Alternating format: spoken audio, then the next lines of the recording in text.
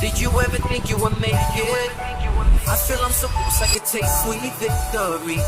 I know this life meant for me. Yeah, why would you bet on Goliath when we got Bet David? Valuetainment, giving values contagious. This world of entrepreneurs, we get no value to haters. How they run, homie, look what I become. I'm the one. So our guest today is kind of a big deal, okay? I mean, if you go on YouTube, you're going to find his stuff. He's all over the place. He's loud. He makes people think. He pisses people off. He's got a following. Some days you love him. Some days you hate him. But no matter what, you're thinking about this guy. And he's got another guy, Ian, the Moon Lord. Yeah. Moon Lord. Shout out to Moon Lord. I'm learning about you as well. You're 44 years old, which is an incredible age. Very, very good age. But let me introduce our guest, Tim Pool. His background. He is an American political commentator and podcast host who first became known for live streaming the 2011 Occupy Wall Street protests. He joined Vice Media and Fusion TV in 2014, later working alone on YouTube and other platforms. By the way, this guy went from saying he's not a journalist, he's an activist, and he said he's an actor, he's a journalist, not an activist. He was a Bernie guy. He's no longer a Bernie guy. He'll support Trump. So the best part about him, this is the best part about a journey that somebody will go through as you're getting your political ideas in place, is to follow that journey to see how you evolve from you believing in this to that, what caused that change. We're going to talk about that. On top of that, we have to discuss what happened with Kanye West firing Nick Fuentes. I want to get your insight on that and replacing with Milo. I think Milo actually made the phone call. We'll talk about Tucker, whether it was a deep fake, what they're doing to attack him. Your background in doing Occupy Wall Street, what that was like. We'll talk about Bernie Sanders, RFK, what Ron Paul said about John F. Kennedy assassination, Vice, what is going on with a $5.7 billion company potentially going out of business. But having said that, thanks for coming out, man. It's good to have you. Yeah, thanks for having me. How you doing? I'm doing good. Doing well. Well, doing well. That's good. Yeah. How's Florida treating you since you've been here for like 7 hours, 8 hours? It's been okay. Car rental didn't pull through. So it's like we get here at 2 a.m. and then I'm just like half asleep. Welcome to Florida, baby. I hear you're a big DeSantis guy, is what I like. Big supporter of DeSantis, Jennings, all of that. I hear you're like in a big way. So we'll cover that as well. But for some of the folks that don't know, take a couple minutes, kind of share your background, how the whole thing from the beginning, to where you're at today. Well, it all started in 1986. Back in the day I was born, 7 years ago. Mom and Dad. West Virginia. Look down. I'm from Chicago. Oh, Chi-Town. And Chi-Town and South Side family around the Midwest area. My mom's from St. Louis, but I started listening to punk rock music when I was a kid because for whatever reason it was popular, which got me more involved in politics. I think the internet got me more involved in politics. I'm a young teenager online, seeing news articles pop up, reading about this stuff. And then I started working for nonprofits when I was around 20 years old, trying to do activism. I was, listening to all the punk rock stuff, made me very political. Started working for nonprofits, thinking like, this is the way we're going to change the world. And quickly realized they're just businesses, and they have a bottom line. That's all that really matters in the end for most of them, especially the big ones. And then Occupy Wall Street started. I had been active in the hacker community. So this is where the activist journalist thing comes in. When I started doing this, I didn't care for whatever journalism was because journalism was corporate narrative garbage. They would ignore what the truth was. We'd have, I'd have friends who were involved in some kind of worldly geopolitical action, and the media would just be completely wrong about it. I remember I had a friend who competed in the X Games. The next day on the front page of the paper, completely wrong about what happened. And I'm just like, I don't know whatever that is. I am not involved with. So me, when I went down to Occupy Wall Street, it was information activism is what we referred to it as in the hacker community. Collecting and disseminating information. And then I was like, oh, that's what journalism was supposed to be. So when you get those cross narratives and then you get a media ecosystem that doesn't care for the nuance, just writes a quick, fires it off, you end up with, like on Wikipedia, it says these things and it doesn't really explain the context of how these things end up happening. So, after like 6 months, I have these journalists say, you realize journalism is literally just collecting and disseminating information. And I was like, oh, well, I grew up watching a bunch of people lie on the TV for special interests, so that's what journalism was to me. Yeah. Right, and now it's like, oh, okay, I get that. But with increasing notoriety from being Occupy Wall Street, being on the ground in namely with Berkeley, the conflict between Antifa and right-wing groups, I started gaining too much attention. I went to Sweden filmed like a 2-week vlog covering escalation of crime and stuff like that. And then by the time I'm back in the United States after a couple of years, it's impossible for me to go out and film anything anymore. So this is maybe like 7 or 8 years into my specifically journalistic career. I'm having people run up to me in these moments, and instead of me covering what's happening, people are running up to me, and I'm like, I can't do this anymore. You know, They're running up to you doing what exactly? Oh man, I'm a big fan. It's great. Or running up to me and swinging at me. Oh, great. Oh. Yeah. So I'm like, okay, one or the other. Yeah. if I show up here, there's no more story. I'm the story. And so I can't do it. And then that slowly caused a transformation into commentary podcast. Because this is what I would do. I would go down and I would stream. The Occupy Wall Street thing specifically was a 21-hour straight live broadcast where the park got raided and I was there 21 hours holding up my phone. People were bringing me batteries to keep my phone from shutting down. And I'm doing live commentary in real time as all this stuff's happening to, millions of people. How old are you at the time?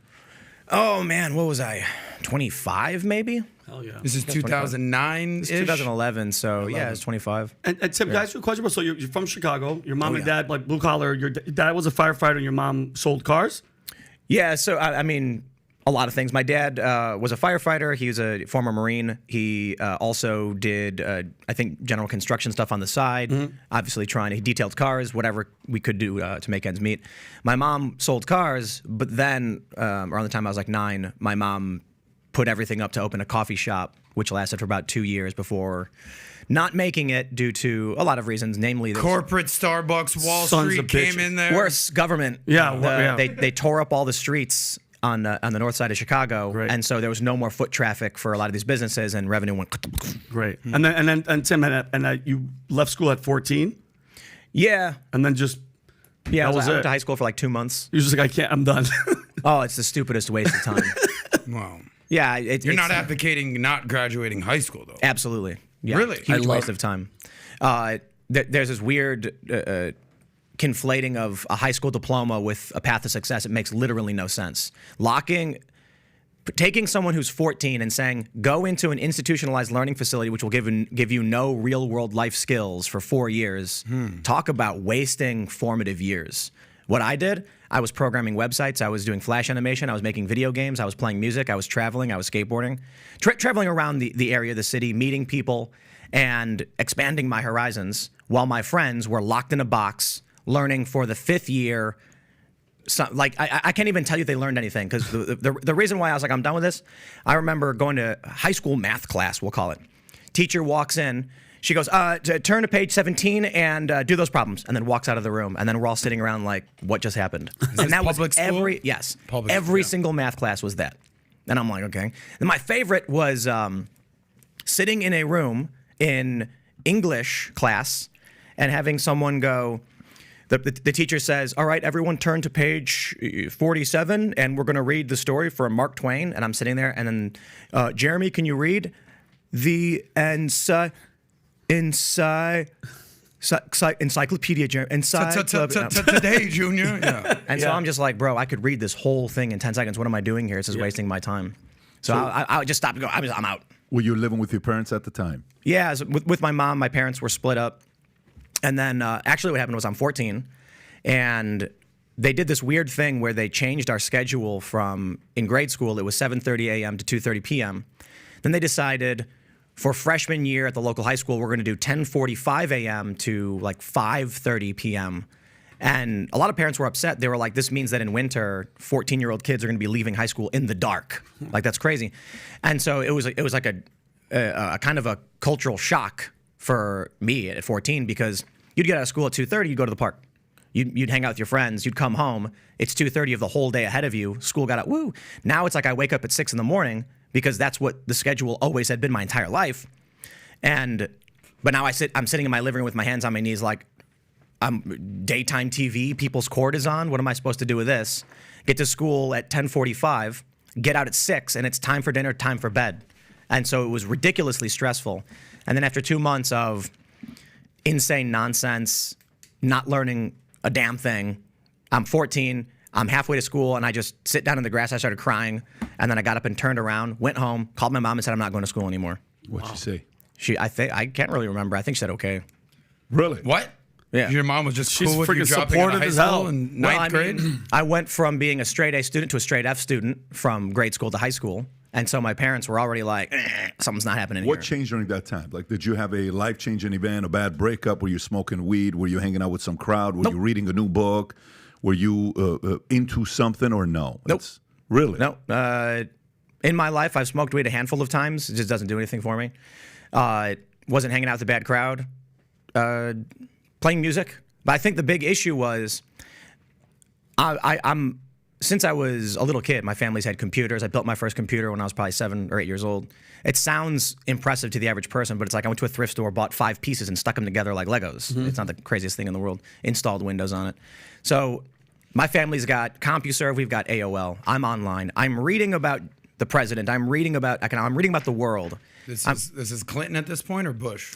This was, I think this was Bush. Yeah, this is shortly after 9/11. I think. I think so. I think I was 14. It's shortly after. So I'm reading all this stuff online about what's going on. Not a whole lot, but I was programming things in Flash. I was making websites. I was skateboarding. In my life, I'm doing all of these things that every day was improving. Learning how to use Flash to make a website, and everyone's like, "Wow, you made a website." Making an animation where, I mean, they're crude Flash animations like Newgrounds.com stuff, but every day I could see something more. I started programming video games within 5 days. I've made a rudimentary video game that's kind of like Mario Bros. A platformer where you play a little guy running through a factory and there's little monsters and stuff. These are things that were tangible that I could see were being completed. Then I go to school and they're tying my hands together and saying, "Sit down, shut up, and do nothing." And it's like being locked in prison. And so eventually I was just like, I'm not doing this. I'm done. You have kids? No. When you have kids, you're going to send them to high school? Probably not. No, probably not. I mean, I'm going to homeschool. I plan on having kids, but they're going to be homeschooled. Probably some kind of local pod learning thing. You want kids to socialize with each other, but I think kids should be learning from adults, not from kids. Yeah. And I think one of the biggest things that we do today as a society is we have children learn from each other. We separate kids from their parents like cows and calves. Then we put the kids in a box where they don't care for the teacher and the teacher doesn't care for them. And then all of their social interactions are predicated upon other kids, the behaviors of other kids. When I was growing up, my family had a coffee shop. All of my social interactions are with people in their 30s who are buying coffee and complaining about Republicans or Democrats. Yeah. So here I am, I'm 10 years old. And all I want to do is buy Pokemon when it comes out, and I'm trying to save it for the tip jar. But when I'm sitting there, the conversation isn't, "Did you hear what Billy said about Power Rangers?" It's, "Did you see what policy was passed? I can't believe they're doing this." And that's the stuff I'm absorbing. The behaviors I'm learning from are adults in semi-professional settings. They're at the coffee shop, they're writing, they're working, or they're playing music. My mom's showing me how to manage the business and the finances. Then I go back to I'm like 6th or 7th grade, and all of the kids are imitating each other. So what's going to happen when these kids grow up? Well, I'm not surprised to find that I'm running a business, and most of my friends are just working regular jobs. They've not gone. I'm not saying it's a bad thing that everyone has to do it. I'm saying don't be surprised if you take a kid, you put them in an environment where they learn how businesses work and businesses run, and when they grow up, they're doing those things. You plant the seeds; those seeds will grow. Pat, you're a similar story, right? Well, not 14, but there's a part of what he's talking about that, he's got a good point. I mean, what we don't know about is the following. Tim, how old are you? 86 is what? So 37. So you're 37. Okay, so we don't know what it is to be 14 today. Think about it. We don't know what it is to be 14 today and how you're fed stuff and how you view the world when you're talking about, you're in high school and you're going through it. And, we were at AOL chat. Like, I'm thinking 1994 was AOL chat. Mm-hmm. If a friend of you was on AOL chat, "Hey, meet me in this room," and you would go, and I was like, "Oh my God, turn on the AOL chat." You wait like a couple minutes. So things in journalism is changing in a very different way. Think about today's Tim Pool. Tim at 14 years old today. What is that kid doing today? Wow. What route is he taking? What's pissing him off? What journey is he going to be going through? Where 20 years from now, the next Tim Pool you're sitting and he's telling us about what it's like to be 14 in 2023, and we have to sit there and watch it. I got an 11-year-old, 9-year-old, 6-year-old, and a almost 2-year-old in a month, and I talk to them and ask him, so what do you learn in school about politics? What do you think about this? What do you think about that? And with Tico, he can have a full-blown conversation with you at 11. Yeah. He wants to have that conversation. Dylan wants to talk Patrick Mahomes. Dylan wants to Yeah. talk sports. He's a sports guy. But it's going to be interesting to see what happens next 20 years with this. So even with you, like, you know, you interview a lot of people. You're in the streets. They contact you. I'm assuming a lot of the 14-year-olds and 15-year-olds today that could be the next Tim Pool's probably look up to you. They see what you did. Maybe some of them are watching the next citizen journalist. What do you think is going to happen with how citizen journalism is going to evolve over the next 5, 10, 15, 20 years? Well, so it depends on your definition of citizen journalism. The original definition was when an act of journalism was undertaken by a citizen. So when they started calling me a citizen journalist, it was an act of derision to separate me from the corporate press. Citizen journalism was a guy's walking his dog down the street. When he sees a burning building, he pulls out his phone, he films it, and then uploads it to Twitter. He never thinks twice. He goes on his day, and then CBS says, "Can we use this footage?" What they did was they took a professional or independent journalist like me and many others who specifically bought equipment, who make money doing this, who sell footage, and they said, "You're just a citizen journalist." That way, when we would go to events, namely I'm speaking at an event, they had guys actually stand up and question. They had a panel of corporate journalists saying, citizen journalism is not real journalism. These people are not trustworthy. You shouldn't listen to them. It's just citizen journalism. Yeah. It was intended to diminish our work. Undermine what you're doing. Now, I would just call it independent journalism, independent media, and the corporate press is in absolute decay.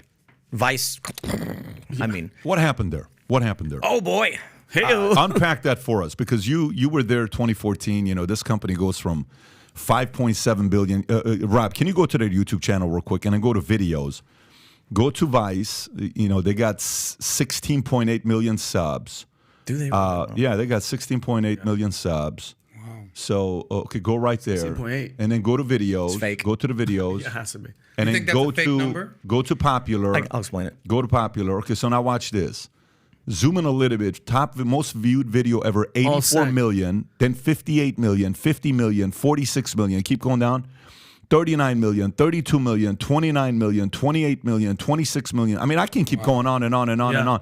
Didn't these guys do Fire Festival, the documentary they had? I think they had a list of... Billy McFarland. How They had long a- ago are these Dude, videos? did you see the one on the top? 10 years. The world's greatest ass, the Brazilian one? I've seen that a couple times. Let me... that actually inspired you to want to go to Brazil to find I've been there something for yourself. twice. You got to find that out. Let me just read these documentaries, and then I want you to talk and tell us the story with Vice. So, top 10 documentaries: The Vice Guide to North Korea, 2008; The Vice Guide to Congo, 2011; The Devil You Know, 2019; The Vice Guide to Karachi, 2011; Heavy Metal in Baghdad, 2007; Big Night Outs, 2015; Teenage Exorcist, 2013; Inside the Superhuman World of the Iceman, 2015; The True Cost of Climate Denial, 2016; Inside the Michigan Militia, 2016. I mean, they've done some work. So what happened with these guys to go from 5.7 to now bankruptcy? I'll give you a mix of conjecture, statements from people I know who worked at the company, and my personal opinion. The reason I think, if you look at their videos that have the most views, like the biggest ass in Brazil from 11 years ago is their number 4. Yep. A lot of these videos, I think it's because, one, I mean, some of these things are just overt sex. Yeah. Like, that's yeah. kind of obvious. The first 4. Yeah, the top 4. And then even down below. Yeah. But here's what happens. In 10 or so years ago, YouTube was panicking because Netflix was starting to steal its audience share. I actually had a meeting with Google, and they said to me, Netflix is our biggest competition. And I said, if that's how you view it, you're in trouble, because that's not what people are doing on YouTube. My view was, YouTube is the place where people go to see viral videos, to upload content, and it's a social media platform. Netflix is a corporate channel. If you want to be like them, then you're going to lose all of this. Now, YouTube's doing fine, right? But what happens with Vice, Vice was producing these documentaries and putting them up on their website. They did not have access to the big corporate channels. They were outsiders. Well, so what do? They say, well, we'll put them on YouTube. YouTube's a relatively new thing. It had only been for like 6 years, been up around for like 6 or so years, and it was a way to upload for free. So if you're running a business and you say, I want to upload this documentary, market our brand, and sell subscriptions or advertisements, I don't want to spend money doing it. YouTube covers the cost of that. YouTube started putting these Vice documentaries on the front page.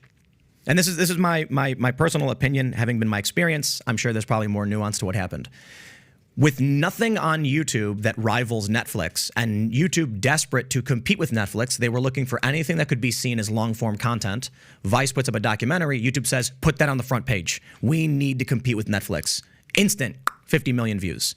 That does not mean people actually were seeking out Vice and saying, this is the best content in the world. It was, this is what was placed in front of me. I watched it. It was pretty good.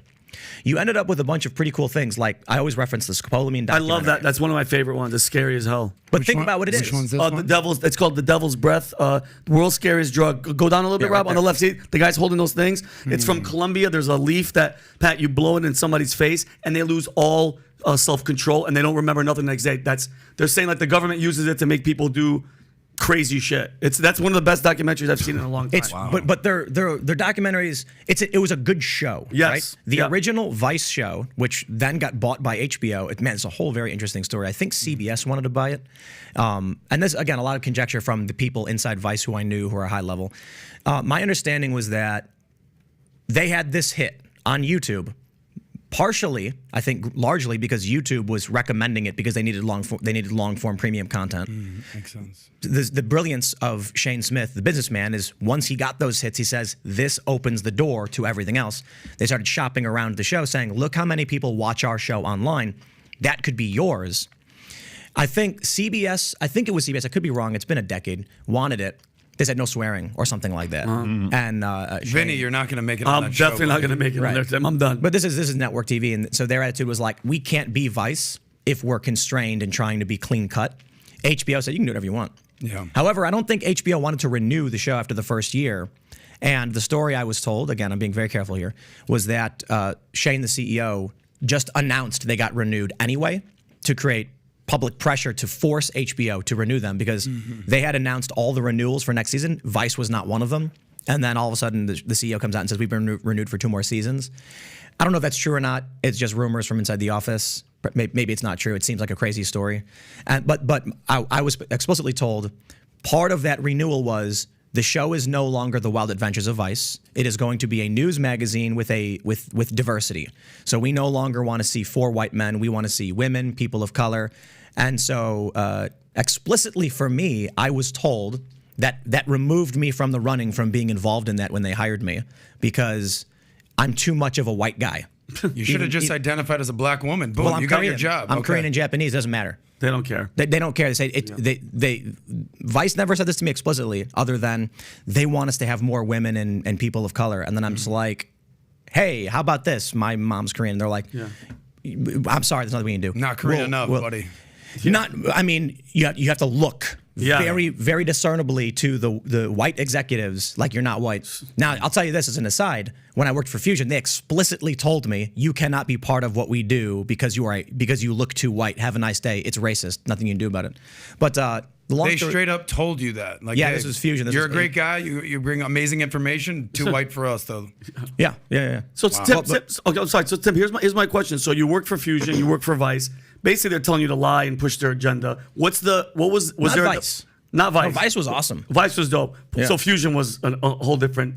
Fusion started out awesome and then shifted. Yeah. Yeah. So was there a moment, Tim? Was there a defining moment, or was it a gradual thing that made you completely shift and become the Tim Pool we see today?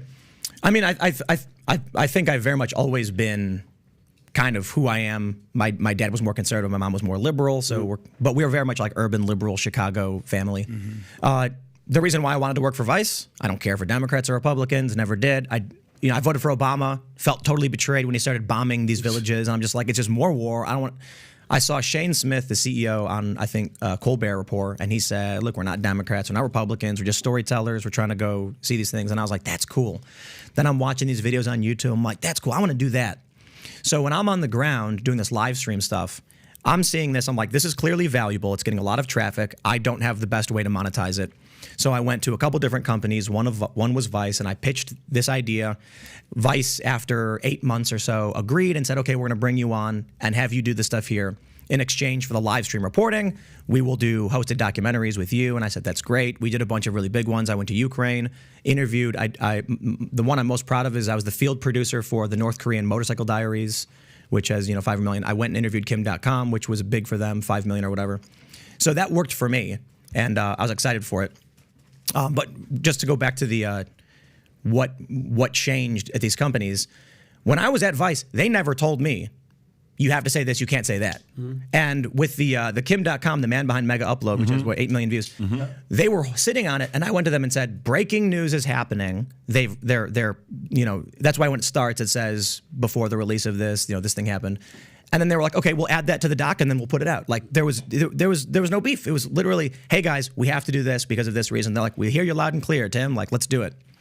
The main issue was, as they launched Vice News, things started to become more isolated, more spread out, less.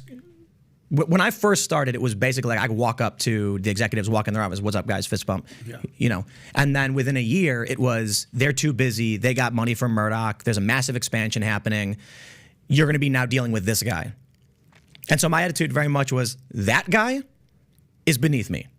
Having me, who's bringing, who came to you negotiating specifically a new methodology and technology for reporting, now report to a guy who has no idea what's going on, has created clutter and confusion, and resulted in chaos. Who is that guy? I'm not going to say his name. Okay, but he's a guy that replaced Shane, or he's a guy that... No. He was a guy who was brought in to like manage... But did he come with a background? Like, sometimes they bring he a worked lead... there. Oh, so they promoted within the company. Yeah. And so they said, you're going to run this thing. And so... was he a guy that had credibility amongst others in the company or not? Yeah. I mean, except for the fact, I think he got fired for sexually assaulting or something like that. I don't know. But that's another reason why Vice went woke. So people are at Vice, they know who you're talking about. The people who are listening to this. Absolutely. Okay, they know who you're talking about. Okay, so he comes in, you're like, this guy's beneath me. So that was kind of like... He didn't know what he was doing. And define that. Define what it means he doesn't know what he's doing. He didn't know how social media worked. Okay. He didn't know how scheduling videos worked. He didn't know when people watched videos. Got it. He had a bunch of ridiculous ideas, and he was allowed to do them because he was friends with the boss. And that put me in a position where I'm like, quite literally the world where I grew up and the things that I've built I now have a roadblock between me and the mission because this guy was threatening to quit. This is what I was told. He was threatening to quit. So then they said, well, we'll promote you. So then I go to the CEO. Big mistake. And I said, And I said, here's what I want, here's what I need, and here's what I can give you in exchange. He says, agreed. I had 3 of these meetings. I would come back and I'd say, when I came here, I said, I want X in exchange for Y. I am not getting what I asked for. And he says, I'm sorry, we'll take care of you. Handshake. Shane's a great guy. And the problem is, what is it called? The Peter Principle or whatever? You start putting less competent people as they get promoted through the company to the point of incompetence. And so I remember one day I go to Shane and he's pissed off. He's dealing with a bunch of stuff. And I said, I need these 2 guys hired if we're going to do what you want me to do. These 2 guys are the only guys I know who have this expertise in mobile live stream, news reporting, field reporting. And he goes, okay, looks at this dude and says, hire them. Okay, done. Bye. We leave the room. The moment we walk out the door, this guy turns to me and goes, I'm not hiring anybody. And I was like, this guy's a huge waste of my time. So I remember it was particularly satisfactory when I quit that company because that's just, I guess that's part of what happens. You start expanding. It becomes more and more corporate. Then the CEO says, get something done. And the guy says, no. Well, you kept him around. That's your problem. And the guy ultimately got fired, I think. I think he got fired because he was... sexually harassing women, but everybody knew he was. I mean, he got Me Too'd, but it was legitimate. I mean, the stories I heard before it even happened was like, I don't think anybody liked that guy. PBD, let me ask you, based on this story, this seems to be a perfect case example from barbarians to bureaucrats, no? Like a bureaucrat was put in, he's a flag carrier. Shane Smith, CEO. How much truth is that? Well, you have to realize the media. By the way, Shane at the peak was worth $1.6 billion. When the company was worth $5.7 billion in 2017, he owned 28% of the shares. I think he's at $50 million today, but he was $1.6 billion at one point. And Disney used to put $100 million, hundreds of millions of dollars into Vice at one point, and Disney was going to buy Vice, if I'm not mistaken, at $3 billion in 2015, give or take. Again, these numbers can be verified on what I'm saying. Here's the part. On the creative side, like if you look at all the case studies of different media companies out there, right? You have to look at them closely. So there is operators, there's creatives, okay? The creatives that have to operate and grow the company, there are very few of those guys. Like Musk is a creative and he can operate and grow a company, right? Let's face it. Okay, look at Shapiro, what a smart thing he did. So he's a talent.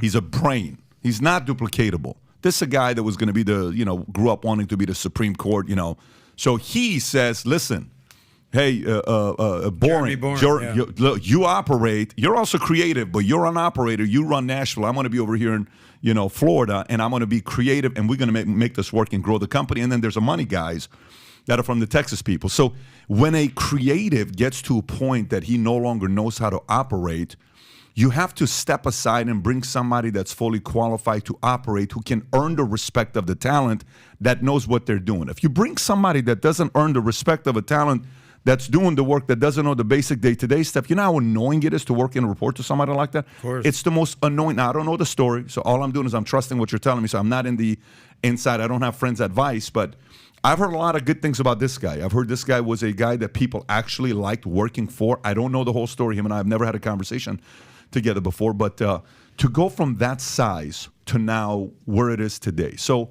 another question for you with profile of Vice. So when you work at ESPN, they have a certain profile on who they recruit that does well at ESPN. They all stand up tall. They all got their shoulders perfect, stand up. They're 6 feet tall. So today we're going to look at the highlights of the Lakers. Look what happened with LeBron James and Antonio. They got a certain thing that they're looking for. Profile, who they recruit, Columbia University, where you come from. Boom, you fit perfect in here. Mm-hmm. Profile for Fox, profile for this, profile for that. What was the ideal profile of people they brought into Vice? Was it rebels? Was it, how CIA sometimes... we got friends in the CIA. We've had a lot of them on the show here. Who do they hire? Preferably somebody that doesn't have, maybe got some ties with parents. You don't have anybody you're really living for. There's a part of you that's willing to risk it all. You're not that tied to anything that emotionally somebody can. There's these profiles you look at, right? What was the ideal profile of somebody they brought in Vice at their peak? At their peak. I was only there for about a year and a half. I don't want to, they had 20 years before I was there. But I think if you look at me, the obvious answer is hipsterish, post-punk. Was there a lot of guys like you in there? I mean, what do you mean by guys like me? Hipster, punk, because I'm like a weird guy, but I would say confident, capable outsiders. So, confident, capable outsiders. That's what I'm looking for. Yeah, so it's tough to describe. I mean, they have hipsterish kind of people. They had roguish people. Around the time I joined. And this is obviously how it was going. They took the $70 million from Murdoch, I think it was News Corp or something, and then started firing the OGs and bringing in LinkedIn professionals. And that really changed a lot.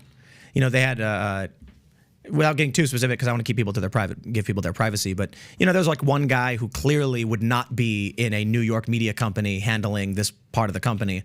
And with the company for a really long time, $70 million come in, they axe him in 2 seconds, and then go on LinkedIn and then find some professional from a corporate news channel, and now she's running the show. Does that affect culture within the company? Oh, yeah. Yep, and I think I wonder. For one, I think Shane Smith is a really good guy. Anybody who actually was good at their job and was capable had no issues with him. It was the people who were lazy and incompetent that would complain. It's like, dude, that's anybody complaining about their boss. But I've heard nothing but good things about him, and he took care of the people around him to a great degree. But as he starts rising up and the company's expanding, a separation starts to begin between the leader, who has built the confidence of his people, and now these subordinates who generate no confidence at all. So, I don't know. What was your question again? The type profile. of person. I was more looking at the profile part. So you said confident, capable, well, like young, outsiders. hip people. You know what I mean? Yeah. Are you charismatic, young, and were a lot of people like you who came knocking on the door saying, I'd like to be at Vice, or did they go looking? No, that was it. So it was more people wanting to be part of Vice? Yeah, Shane, I think, publicly stated it was a cult. That I'm pretty sure most big companies are, though. I mean, Apple was a cult. Most of these companies that make it to that size, they have that kind of a feeling. I think he said something like, when people started begging him to work for him, saying they would work for him for free, he realized he had something. And there was that Supreme Court case around interns that made them get rid of a whole bunch of the unpaid labor that they did have. But when I quit, every single person in media was shocked. Like, that I knew. I'm not saying like literally everybody media outlet was talking about it. I'm saying like the people I knew, agents, networks, my friends. Why would you quit Vice?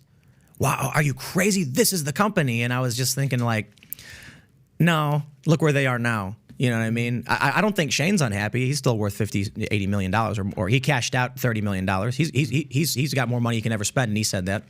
But did you see the writing on the wall ahead of time? It wasn't just the bureaucrat that you were dealing with on a corporate level. At what level? At what level? At what time frame? Like, at what point did you know the writing was on the wall? I mean, the changes that were happening implied chaos, right? We built this office, then a week, several months later, well, it's a different office now. We're going to move this office here. Now we're going to move it back. And I'm like, they're spending tens of millions of dollars on a $30 million in New York. Then they bought another portion of the building. Then they're planning on moving. I'm like, it doesn't seem like there's a long-term plan here. And the other issue was one of the things that Shane's really, really good at. I remember talking to a friend after I left. They have what's called the State of the Union at the company. And this is a story as it was told to me. Could be wrong. He comes out and he says, ladies and gentlemen, we got our cable channel. And everyone, and they're all screaming and cheering. There's pizza, beer, and ice cream. And so my friend is talking to me. And he says, I'm going to be running news production for the cable channel. And I went, wow.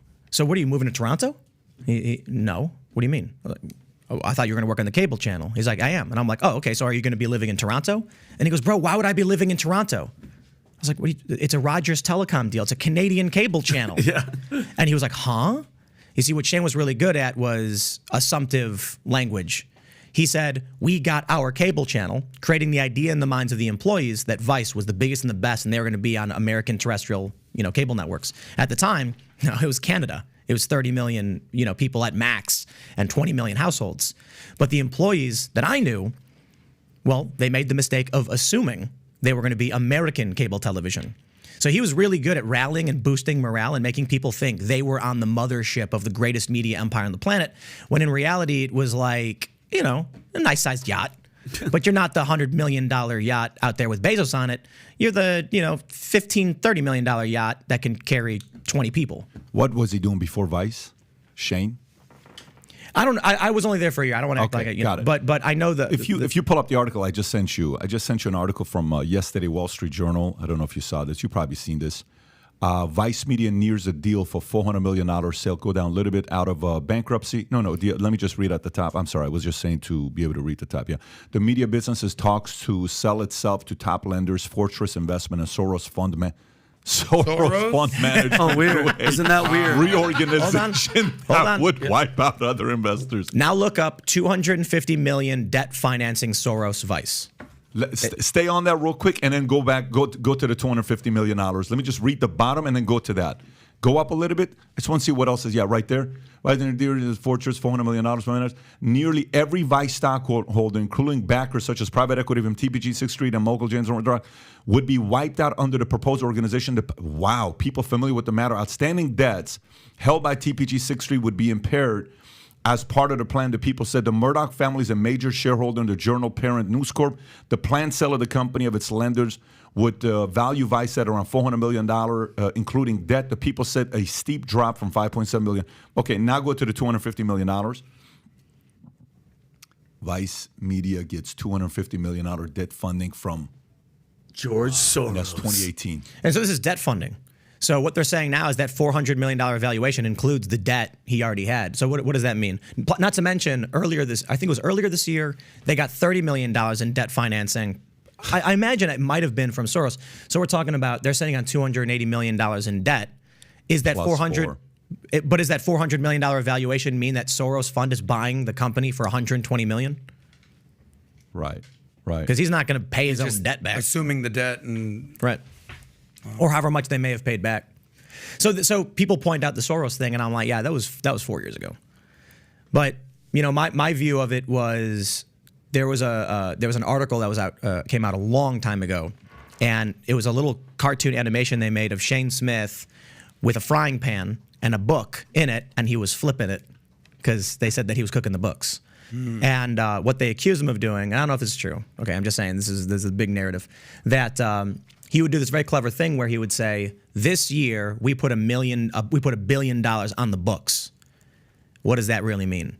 Well, to the average person who doesn't know much about the industry or business or finance or deals, they think he added $1 billion in revenue. When what he was actually saying is, we did a 30-year deal. I love this one. I just gave a guy, this is what the casino does near me. They say you could win $1 million if you enter this raffle. And at the bottom in fine print, it says $25,000 a year for 40 years. Oh, great. Great. So they're going to give you $2,000 per month for 40 years. Maybe the average age of the person at the casino is not going to live for 40 years, but they call it giving you $1 million. Very, very clever financing. Great marketing. Is marketing. But that's an annuity, though. Most life insurance, most lottery winners get an annuity. They don't get the point is, though, when you are told, enter this contest for a chance to win $1 million, and what they're actually saying is $25K a year, it's a very, very different. You think you get $1 million, I'm buying a boat. What I'm saying to you is, what they're telling you is, we're giving you $1 million annuity. That's what they're saying. An annuity is, when you win the lottery, if you win $100 million, if you take the whole thing up front, you're going to get taxed, 50%? Yeah, you're going to get 40. You're going to get 40. You're going to end up getting $50 million, let's just say, $40 million. Versus you take an annuity and you say, I'm going to take this $100 million over a 40-year period. Okay, then you're going to get $2.5 million every year for 40 years. Right, so that's an option, and you pay less taxes. The point is, if I walked up to the average person and said, if you buy a raffle ticket from me, you could win $1 million, they're not expecting to get $2,000 per month for 40 years. They think my life will change. I'll buy a house. I get that. I just think that part, there's a lot of things. I don't know these guys. I don't know what they're doing. My concern is a whole different concern. My concern is, if you go to an investor and say, we need $100 million to expand, and we just put $300 million on the books this year. Yeah. What do you think that investor is thinking? I mean, look, any savvy investor is going to be like, what does that mean on the books this year? But there was a clever thing that was being done in media in the 2010s where it was called ad rights assignment or ad rights sales. Mm-hmm. All of these media companies would take their gold standard brand they'd pay for. Let's call it Splice. Just a random word related to an unrelated company. And they would say get 30 million views per month. They would then go to another website that generate a click farm. You ever see those articles where it's like, you won't believe where the celebrity is now? Yeah. And it's like 25 photos. You click it, and then there's 800 ads and one picture of Tom Cruise. You click next, it loads a new page. That's click farming. That is the worst. And then you're now you're 7 pages in. You're like, I gotta go. Where the hell is Tom? Where the hell is Tom Cruise? Where's Tom Cruise? Yeah. Here's how it works, and it probably still happens today. Splice would go to that company and say, sell us the rights to sell ads on your views. And they would say, you got it. Splice would then say, the 50 million garbage views from that trash website are now a part of Splice views. They would then go to advertisers and say, the Splice network gets 80 million views per month. Don't you want to be a part of it?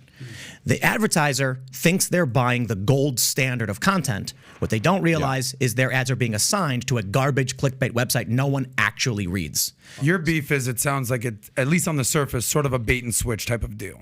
But cooking the book. But I think it's fraud. But here's what I love about what you're saying, and a lot of people do that. They all did it too. Yeah, he's absolutely right. And by the way, there's another magazine that we were trying to buy 6 months ago. Tom and Mario know about this one here. We're on a call with them. And remember back in the days when people would buy fake YouTube views and, it would show, 17 million views, 17 comments. I said, dude, you did not get 17 million. And you could buy these views. And I'm like, well, I'm going to go buy views. And then Twitter, you can buy 1 million followers for $5,000. And you're getting 2 retweets or 1 retweet, right? He knows this. This was run. And even when... I don't know what Gingrich or they did an Obama thing on his followers. 75% of followers on Twitter was fake or whatever the number was. This was on one of the elections that took place. But here's the thing. If you do that, say you sell advertisers. There's this magazine that sold this show to a big phone company, okay? And I'm listening to the pitch, and they said, we got 28 million views. It's the #1 show. It's competing with Shark Tank. I'm watching the show because I was invited to be one of the hosts on the show. I'm like, guys, I know YouTube. You know YouTube. This is how you're selling it to this phone company? Yeah. You're not getting these views. As a YouTuber, I know. Show me your AdSense on the back and how many. If you're saying this thing got 17 million views, how much money did you make on this? How many How did you get 17 million views but only 28 cents on revenue on this video? The point becomes that strategy that a lot of guys did in 2010s, and he's right. A lot did it. They did it on YouTube. They did it on Twitter. Today, you know what the advertisers are finally listening? They're learning. Okay, we'll test you out for 1 ad, 2 ads, 3 ads. Dude, we got no conversion. We're not coming back. And then if you have a reputation of people dropping you over and over and over again, all they're going to say is, yeah, these ads don't convert because you have just as much of a job if you bring in a sponsor to convert theirs, he knows this, as they do. They may give you $100 grand or $200 grand or $500,000, but they're expecting, is this going to convert or not? But what if then you get those 70 million views or whatever, disable comments, and then you go to a network and say, our show of 10 episodes got 7 million views each. Oh, we don't like the comments because people have hate speech. Well, if the advertisers want to do that, then but not advertisers. The network buys the show from you.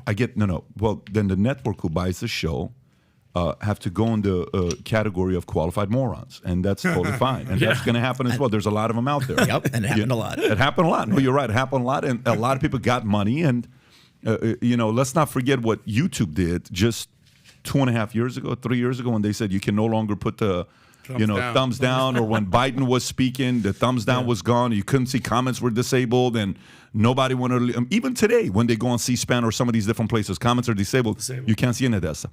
That's a different story. That's because a lot. And yesterday, something was posted on. Can you go to Biden's Instagram? I think it was Biden's Instagram, Tim. I don't know if you saw this or not. They posted Joe Biden. On his Instagram about job creation. I don't know if it's, let me see if it's that or if it's White House. If I find this, I show it to you. It showed as Joe Biden being the greatest job creator ever in the history of America with presidents. And then all you have to do is go in the comment section. That's all you have to do. Yeah. If you go in the comment, there it is. I see it. You found it? No, not that one. It's this one here. I'm going to send it to you. All you have to do is go in the comment section. Oh, there it is.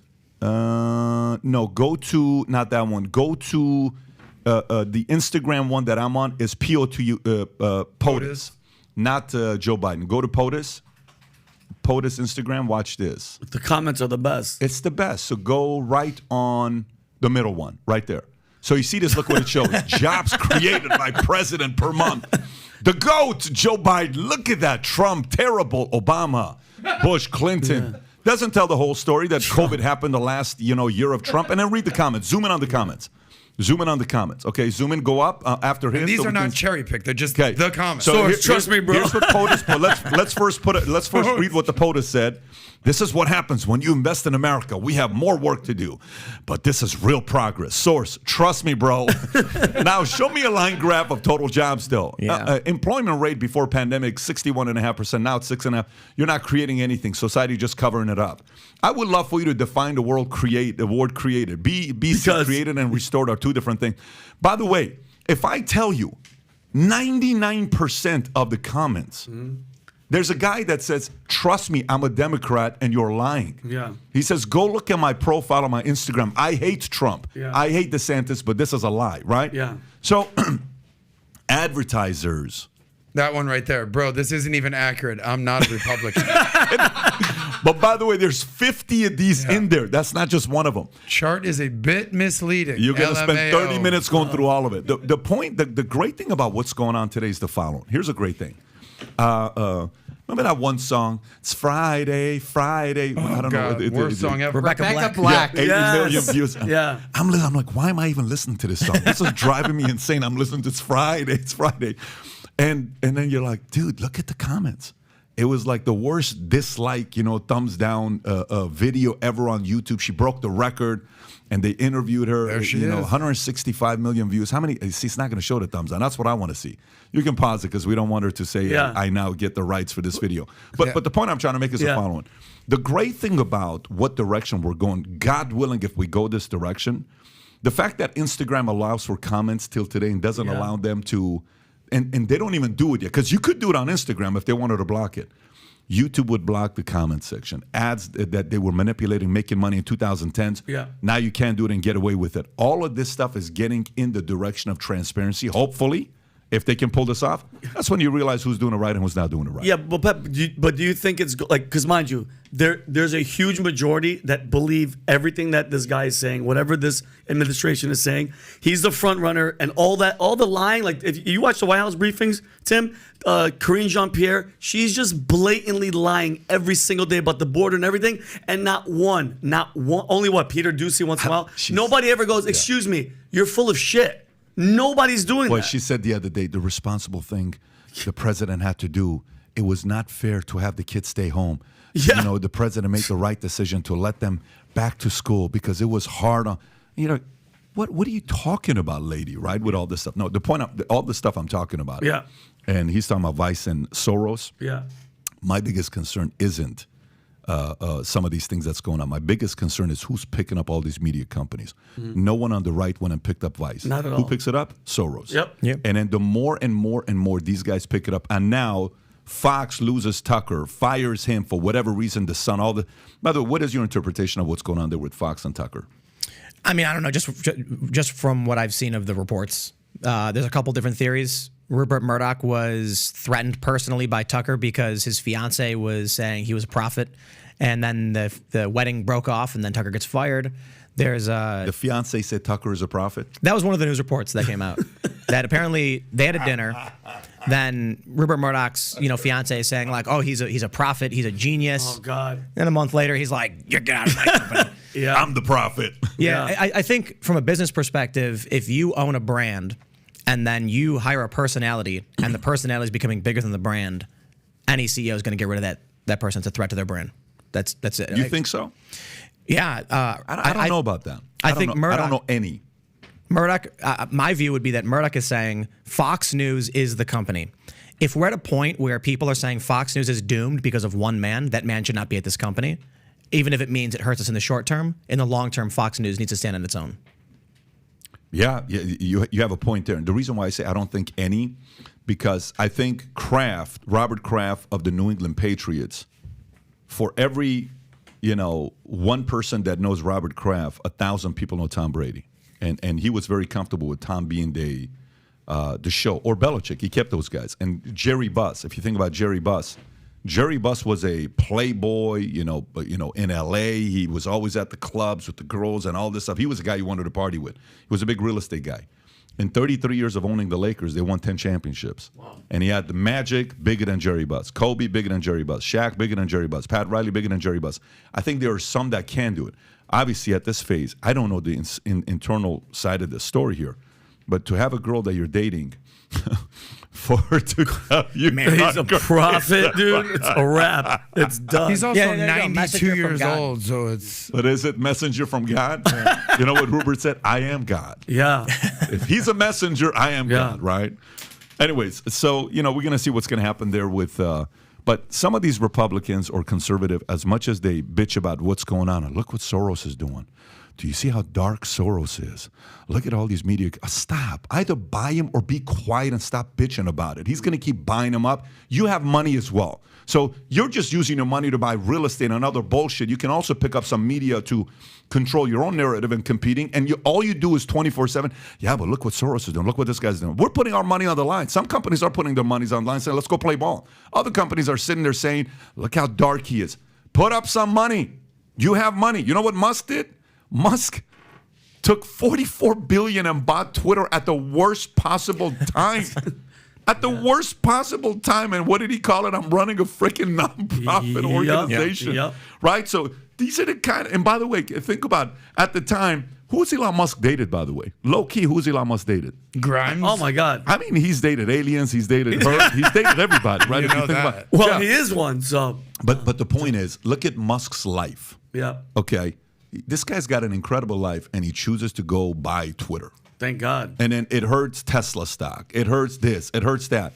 And he doesn't give a shit because he's actually a freedom fighter. If you look at him now, So some of these other guys, maybe if you're, you think some other guys are going to get involved and want to replicate what he's doing. Like, how Bezos was being a little bit vocal towards Biden like 7 months ago. I don't know if you caught that or not. And you think more guys are going to say, listen, guys, if you're going to do something about it, let's go play ball and put up the money, or just be quiet and stop bitching about it? I talk about this quite a bit. There's a lot of people who will act like culture warriors concerned about free speech and government who are very, very wealthy and then don't do anything. There's some people who do literally everything. Vivek Ramaswamy, I think his net worth is around $500 million or whatever. He not only starts a venture capital firm to compete with ESG to oppose it, he's trying to run for president. I'm like, stud. This guy's outright like, I'm going to put, like Elon Musk, we're going to throw it all respect to him, and he's a fighter. I love it. I'd vote for him. I'd vote for him 100%. Listen, no joke. Like, he is a better version of Andrew Yang. Okay? I agree. Yeah, he's on steroids. He's on steroids. He's Andrew Yang on steroids. Yeah, like, you know how Andrew Yang, I'm an entrepreneur. We're like, how big was your business? Have you had an exit? But I'm an entrepreneur. We're like, okay, cool. That's great. This guy's made money. How did you make your money? What did you do? All this stuff. Vivek's like, no, I built a multi-billion-dollar, bio, da-da-da. And here's where I'm at right now. And he writes the books, and he goes out there. And by the way, do you see how fast his Twitter and his audience is growing? Do you see how many people are looking at this guy saying, damn, this guy is great at explaining it. You know, he's great at breaking things down. He's one of the guys that during this season, every time there's a run, a new star is born. I think this guy is a star being born. Just a few months ago, he had 40,000 followers on Twitter. You know what his story is? He's working he's building this multi-billion-dollar biotech company. The BLM riots happen. They come to him and say, hey, you should put out a statement or, change your profile picture or whatever. And he's like, oh, okay, yeah, for sure. Because he's like, whatever. And he puts out the statement where it's very neutral. We should come together and, put an end to the violence. And we're all Americans here. Apparently, they came to him and said that was inadequate. It was bad. And then within a month, he had board members resign. I'm probably ruining the story to a certain degree. He told me the story. And so here's my vision of Vivek Ramaswamy. He's an entrepreneur. He just wants to start a business. He wants to create something of benefit. He wants to help mankind. And then he starts getting beaten over the head by this woke ESG corporate garbage that costs his business money and friends. And he didn't even do anything. He actually agreed with them, but not enough. I think what they did was they went to a guy of tremendous intellect, means, and capability, insulted him and spat in his face, and then he just wiped it off and said, you've declared war. I love what he's doing. Yeah, that's so good. By the way, whether he does anything in this one or not, I hope he doesn't go away. Me too. He is the kind of guy that the opposition doesn't want to debate because he's super brilliant, sharp, history, and made money, and is an entrepreneur, and he's got a background, immigrant family story, all of that. The profile is an anomaly, okay? And he knows how to deliver the message properly.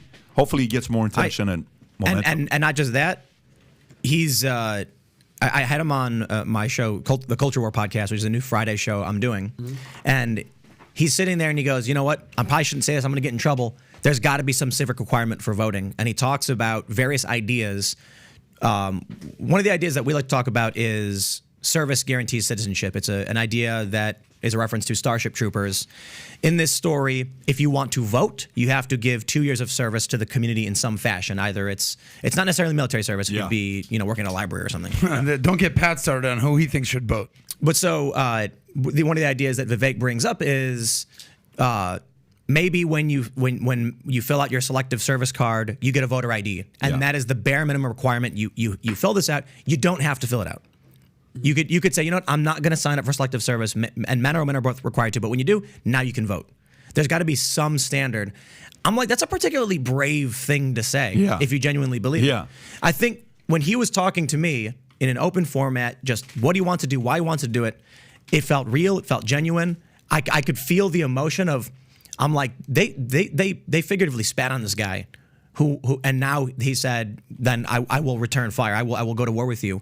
And he's speaking about what he genuinely thinks and believes. I told him this. I said, look, I don't think you're going to win. But I do think you're going to make the conversation better. And I do think you're going to positively change this country by standing up on a debate stage, saying everything you just said, and making DeSantis or Trump answer to it. Do you think he will make funny it you're on saying the this. I was just going to say that, Pat. Do you think he'll make it on the stage? Let's get into that part. But it's funny you're saying this. I did this video in 2014, April 15, 2014. Rob, if you can pull it up on YouTube to show it to him, and I broke it down. And so many people were pissed about this video. It was a video titled Earn the Right to Vote, okay? Earn the right to vote, and everything was about you. I don't care if you're 40 years old, 20 years old, or 14 years old. I think a guy that's 14 years old that's paying tax, we don't need to play the video. I'm not going to do this here. Nice jersey. I don't care if you're 14 years old and you're paying taxes, you have more right to vote than a 26-year-old staying at home who's never paid taxes. You can't vote. So you have to pay a minimum of amount of taxes to have the right to vote. I like that. And then if you did a few things, your vote is actually 2 votes. Meaning, wow. if you serve the military, you get an additional vote. If you do this, so the more you contribute to society, I love that. The more of a voice you have. The less you contribute to society, the more. Matter of fact, if we ever ran a country, you know what our tax system would be? It'd be progressive, except the other way around. Oh, really? You know what that means? You know what it means, progressive the other way around? The more you work, the less you have to pay. The more you taxes. contribute, the less you pay. Because I'm thankful for you. We're thankful for you. But the less you use your talents to contribute to society, the more taxes you pay. So the people that don't use their God-given talents get taxed at the highest level. The people that contribute their God-given talents and go above and beyond, you get taxed the least because you're making our life easier because you're creating jobs for everybody. So Vivek's thinking, if that's what you said he was telling you about voting and all that stuff, he's going to piss a lot of people off. I love it. But I love it. Keep Absolutely. lighting it up. But that's what I respect. I'm like, for a politician or someone who's running to come out and be like, there's got to be some kind of civic requirement, that shows a lot of honesty. Oh, Rob, put the link to this below. If people want to see it, they can go by. They're going to disagree with a lot of things I talk about. But anyways, you were going to ask a question saying, do you think it's going to make it on the debate stage? So Yeah. let's talk about that because I'll read an article and then I'll give it to you, Tim. So Wall Street Journal story comes out about Trump being afraid to debate, okay? Of course, Trump is afraid to debate. This is Wall Street Journal, May 4th. This is just a couple days ago. And it says, reports suggest that Trump will skip the first few Republican primary debates because he is leading, his competitors are trailing, and he is scared of being up there on the stage for 2 hours in an uncontrolled environment with a group of people who are gunning for him, while Trump supporters think in terms of wrestling and believes that attacking Trump will hurt their chances. The presidency requires a fight, and Trump should be challenged like any other candidate. Republicans who are soft Trump supporters need to begin to see that the American people won't let that man back in the White House because of the fraudulent attempts to subvert the election, culminating in the violent overrunning of the U.S. Capitol. Most of those around Trump know his problems, such as bad judgment, little understanding of history, and disordered ego. They're for him for their own reasons and believe that the Democrats and the media are worse. What are your thoughts on this, on what's going to happen with debates? I think Trump has no reason to debate anybody. He's a big dog who's pulling at the top. But I think maybe afraid isn't the right word. Maybe smart is a better word. Trump knows that if he gets on a debate stage with DeSantis and Vivek, it's going to be bad for him. Just in terms of he's already pulling at the top. There's no benefit. And even if he does well, it only gives them more airtime. That being said, my personal opinion is I think Vivek Ramaswamy would run circles around DeSantis and Trump at the same time. He knows way more about this. He's a fast talker. He's quick-witted. Trump might, Ramaswamy over here. I didn't come up with that, by the way. Someone else came up with that. yeah. But it's so good. But, he'll do the insults and stuff. Of course. Look, man, going up against Jeb Bush, Ted Cruz, and Rubio is not the same as DeSantis and Ramaswamy. So Trump really should avoid that. Really should avoid that. If I was advising Trump, I would say do not debate these men. You will lose. Because there is nothing to gain. You're the big dog, right? You got a 40-point lead. Why do it? And I'm saying Trump could actually perform very well, but he just would not be able to perform well enough to he would just lose. He can only lose from the So that's your counsel. Now, what do you think he'll do? I think, I don't know, man, that's tough, right? Because you can go to him and tell him you probably shouldn't do it. He probably will, because he loves the stage. Oh yeah. He loves a fight. And maybe he's hearing this going then I have to beat him on the stage. Then I have to do it. If they think I can't, it's not that I think Trump can't win a debate with these men. It's that he's going up against extremely competent individuals who are going to put weights on his ankles. And you already know the media is against him. So if he doesn't show up to these debates, how much negative ammunition. He's chicken. He's scared. Remember, Yeah. like Back to the Future, like the one word you couldn't call Michael J. Fox was, "What are you, yellow?" Trump, and all of a sudden, Trump's scared. He's a chicken. He's getting, Biden's not going to debate either. No, but Well, that was my next he's going to stay in the White House. Like he's not going to come out.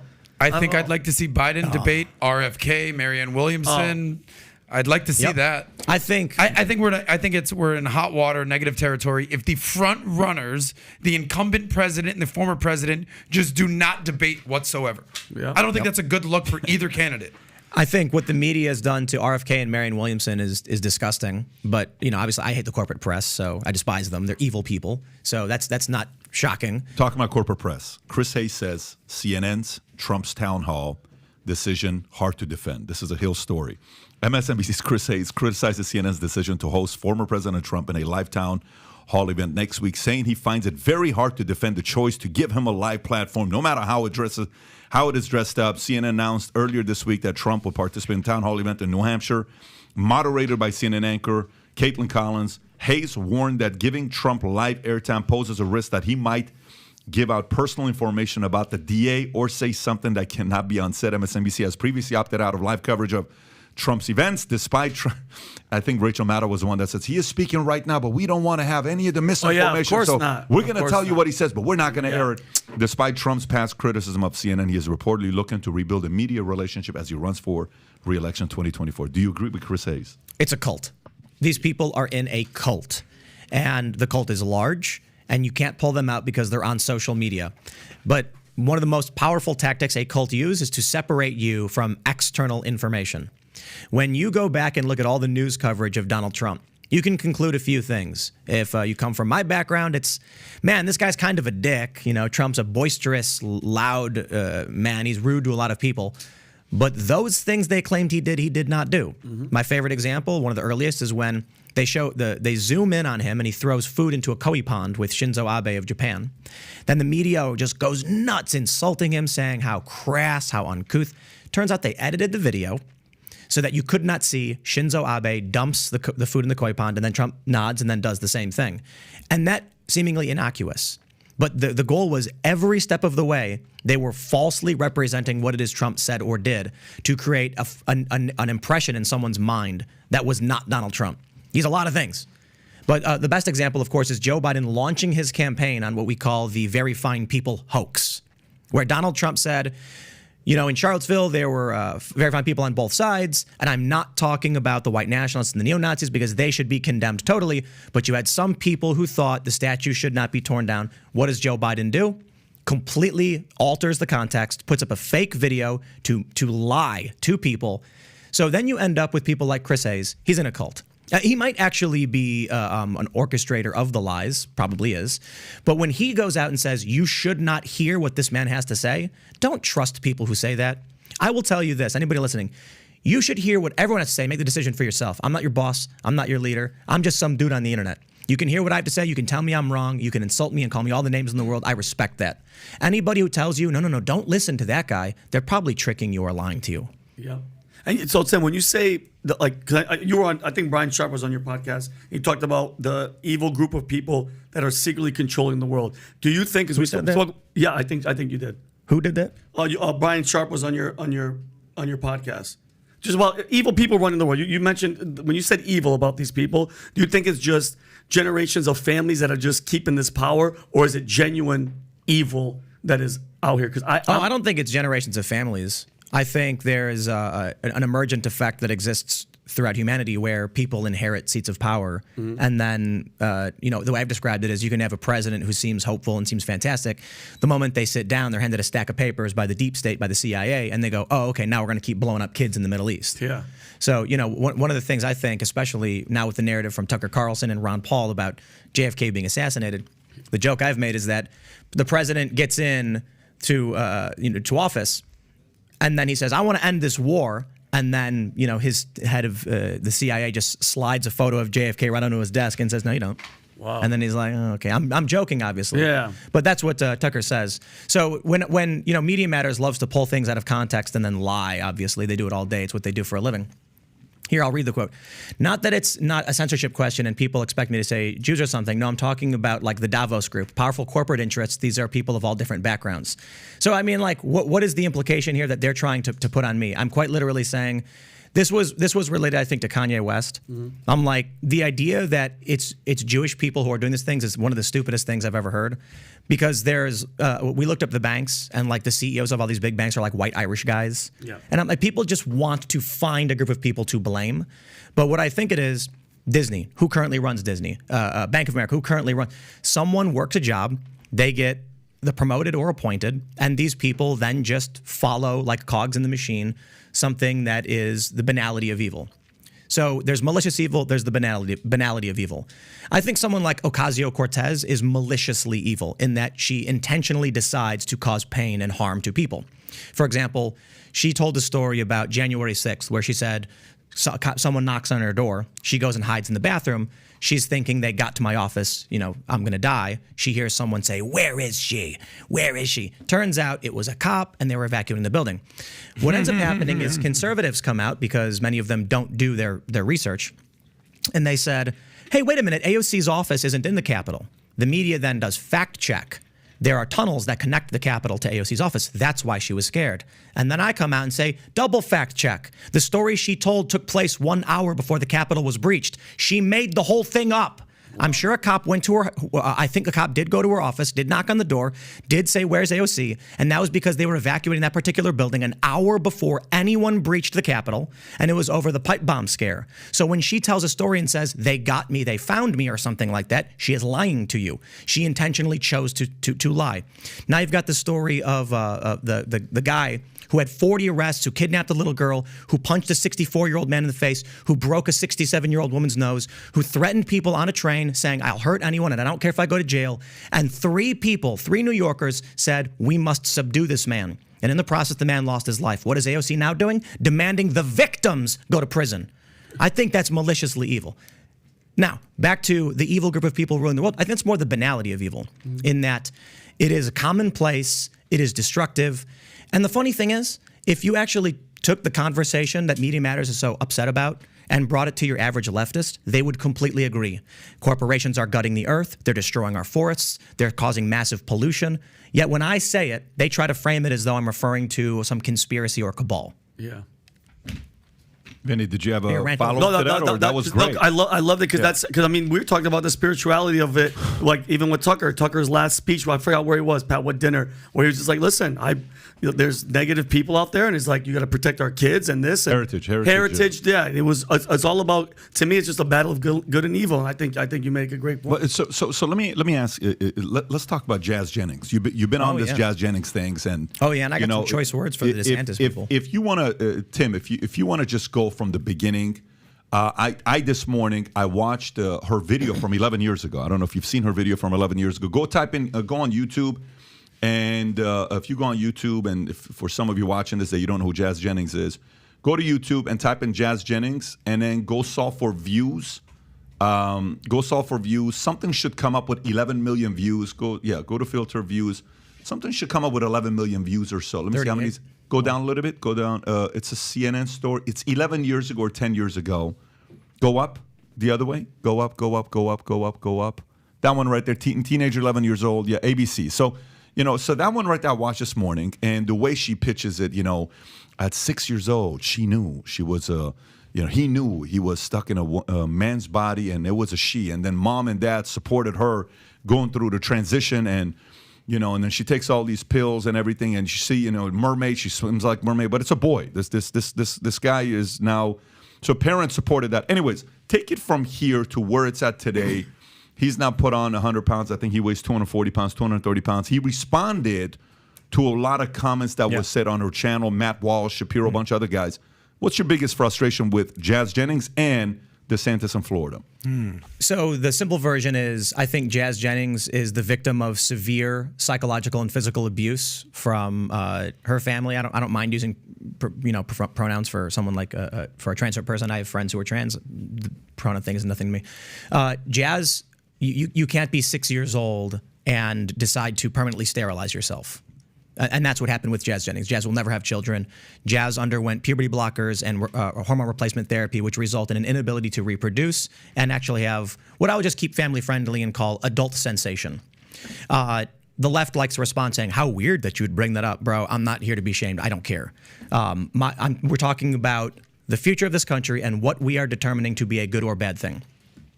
So if you watch the videos of well, let me slow down. Jazz Jennings was 3 years old when they said they thought Jazz was trans. At 6, Jazz says, obviously, you mentioned I'm trans. I believe at 7 years old, they're showing Jazz off and the family's doing press and stuff like that. The puberty blockers prohibit the adult development of a human being in terms of their sexual characteristics, which results in a bunch of very, very serious and severe complications. The reason this has become more pronounced in terms of, like, the reason why we're talking about it now. Several years ago, when discussing the issue of kids and trans kids, I talked about how I felt Jazz would eventually come out and be what we would describe as a straight male, or something to that effect. What happened was Jazz, before the age of puberty, was saying on TV and things like that she was attracted to boys. After this age, around 13 or 14, Jazz says, I'm pansexual, I'm attracted to everybody. Today, Jazz is dating women, at least according to the reports. I'm unsurprised to hear that. Jazz is biologically male. I'm not surprised that a biological male is attracted to females. That's 98% of biological males. So when you look at a story like that, then you go back to the story of John Money. John Money was, I don't even know what to call him. He was a doctor who took 2 children. Sick name, by the way. John Money. This is a horrifyingly evil man who tortured children. Okay, not a good guy. Not a good guy at all. There were 2 children, David Reimer, of course, and I think David and I forgot the brother's name. So they were twin boys. One had a botched circumcision. John Money went to the family and said, gender is a social construct. If we surgically alter the baby, we can raise this male as a female, and they will never know the difference, and they'll live a happy life. John Money then forced these young children to engage in simulated sexual acts on each other. They both ended up killing themselves. When you look at a story like that, you have some concerns about David Reimer eventually committed suicide at 38. It's very sad, and his brother died of an overdose at 36. So maybe they weren't twins. Maybe I was wrong with it. When you look at a story like that, you have concerns about whether or not we should surgically or medically alter children who can't make these decisions for themselves. If a 6-year-old comes to you and says they know something, it doesn't necessarily mean they do. So I'm not going to pretend to have all the answers. But now when you look at the story of Jazz Jennings, where we currently are, and my issue particularly with the DeSantis administration that wanted to make this a fight, I'm here. Here's what happens. A video emerges more recently. Jazz Jennings has become morbidly obese, severely depressed, suffering from very serious mental issues. Jazz Jennings' mother says on the show that she wakes Jazz up in the middle of the night, grabs the dilator, lubricates it, and says, if you don't stick this in your vagina, I will. Now, let me explain to you what a dilator is. When someone undergoes what they refer to as bottom surgery, it creates a permanent wound. That is not an insult. That is not meant to be derisive. It is a fact statement. The wound attempts to close. Trans people have to use what's called an acrylic dilator with lubrication to force it into the wound to make sure the wound does not close. The purpose of this wound is so that men can penetrate it with their penises for sexual gratification. If Jazz is not engaging in this dilation, I would make the assumption that Jazz is uninterested in keeping this wound open. Jazz's mother is on television saying, I wake her up in the middle of the night and say, if you don't stick this in your vagina, I will. In another clip, Jazz's mother says, if she goes off to college and that thing seals up, I will wring her neck. And a lot of people are like, oh, it's a turn of phrase. And I'm like, I don't care, okay? If you have a child, we're now an adult, who has undergone all of these surgeries, and Jazz had several complications, very serious complications, where because of the puberty blockers, sexual characteristics do not develop. You can then not perform an actual, what they would call a penile inversion vaginoplasty, to create a wound for the purpose of sexual gratification of like if a trans person wants to have sex, right? You can't do it. I look at this and say, okay, look, I don't know where we draw the line on whether or not Jazz, as an autonomous adult, is going to say they're satisfied with their life and we should stop there. I simply put it this way. If I'm in my apartment and I hear a man and a woman yelling, and I hear pounding and yelling, I mean, you might want to investigate. You know, you hear a woman screaming, like, you might want to call the police. I'm not saying you do every single time. You don't know what's going on. But I'm kind of concerned about if you hear muffled screaming of a woman and a man yelling at her and then banging, and you go, I'm sure there's two sides to this. I'm going to mind my own business. That's not me. That's not my moral framework. My moral framework is either I go knock on the door and ask him if everything's all right, or I just call the police and say, look, sounds like this guy might be battering this woman. Cop might show up, and they were like playing a game of Twister or something, and she's playing a race car game. Who knows? Who knows? When you have a video where the mother says to Jazz, and this is part of the viral video that came out, you are your own worst enemy. Jazz says, I'm depressed. I don't feel like myself. I keep going negative. The mother says, I know you are your own worst enemy. I'm like, well, that sounds like psychological abuse. In and of itself, not that much. When you then have a video of the mother saying, if you don't stick this in, I will do it.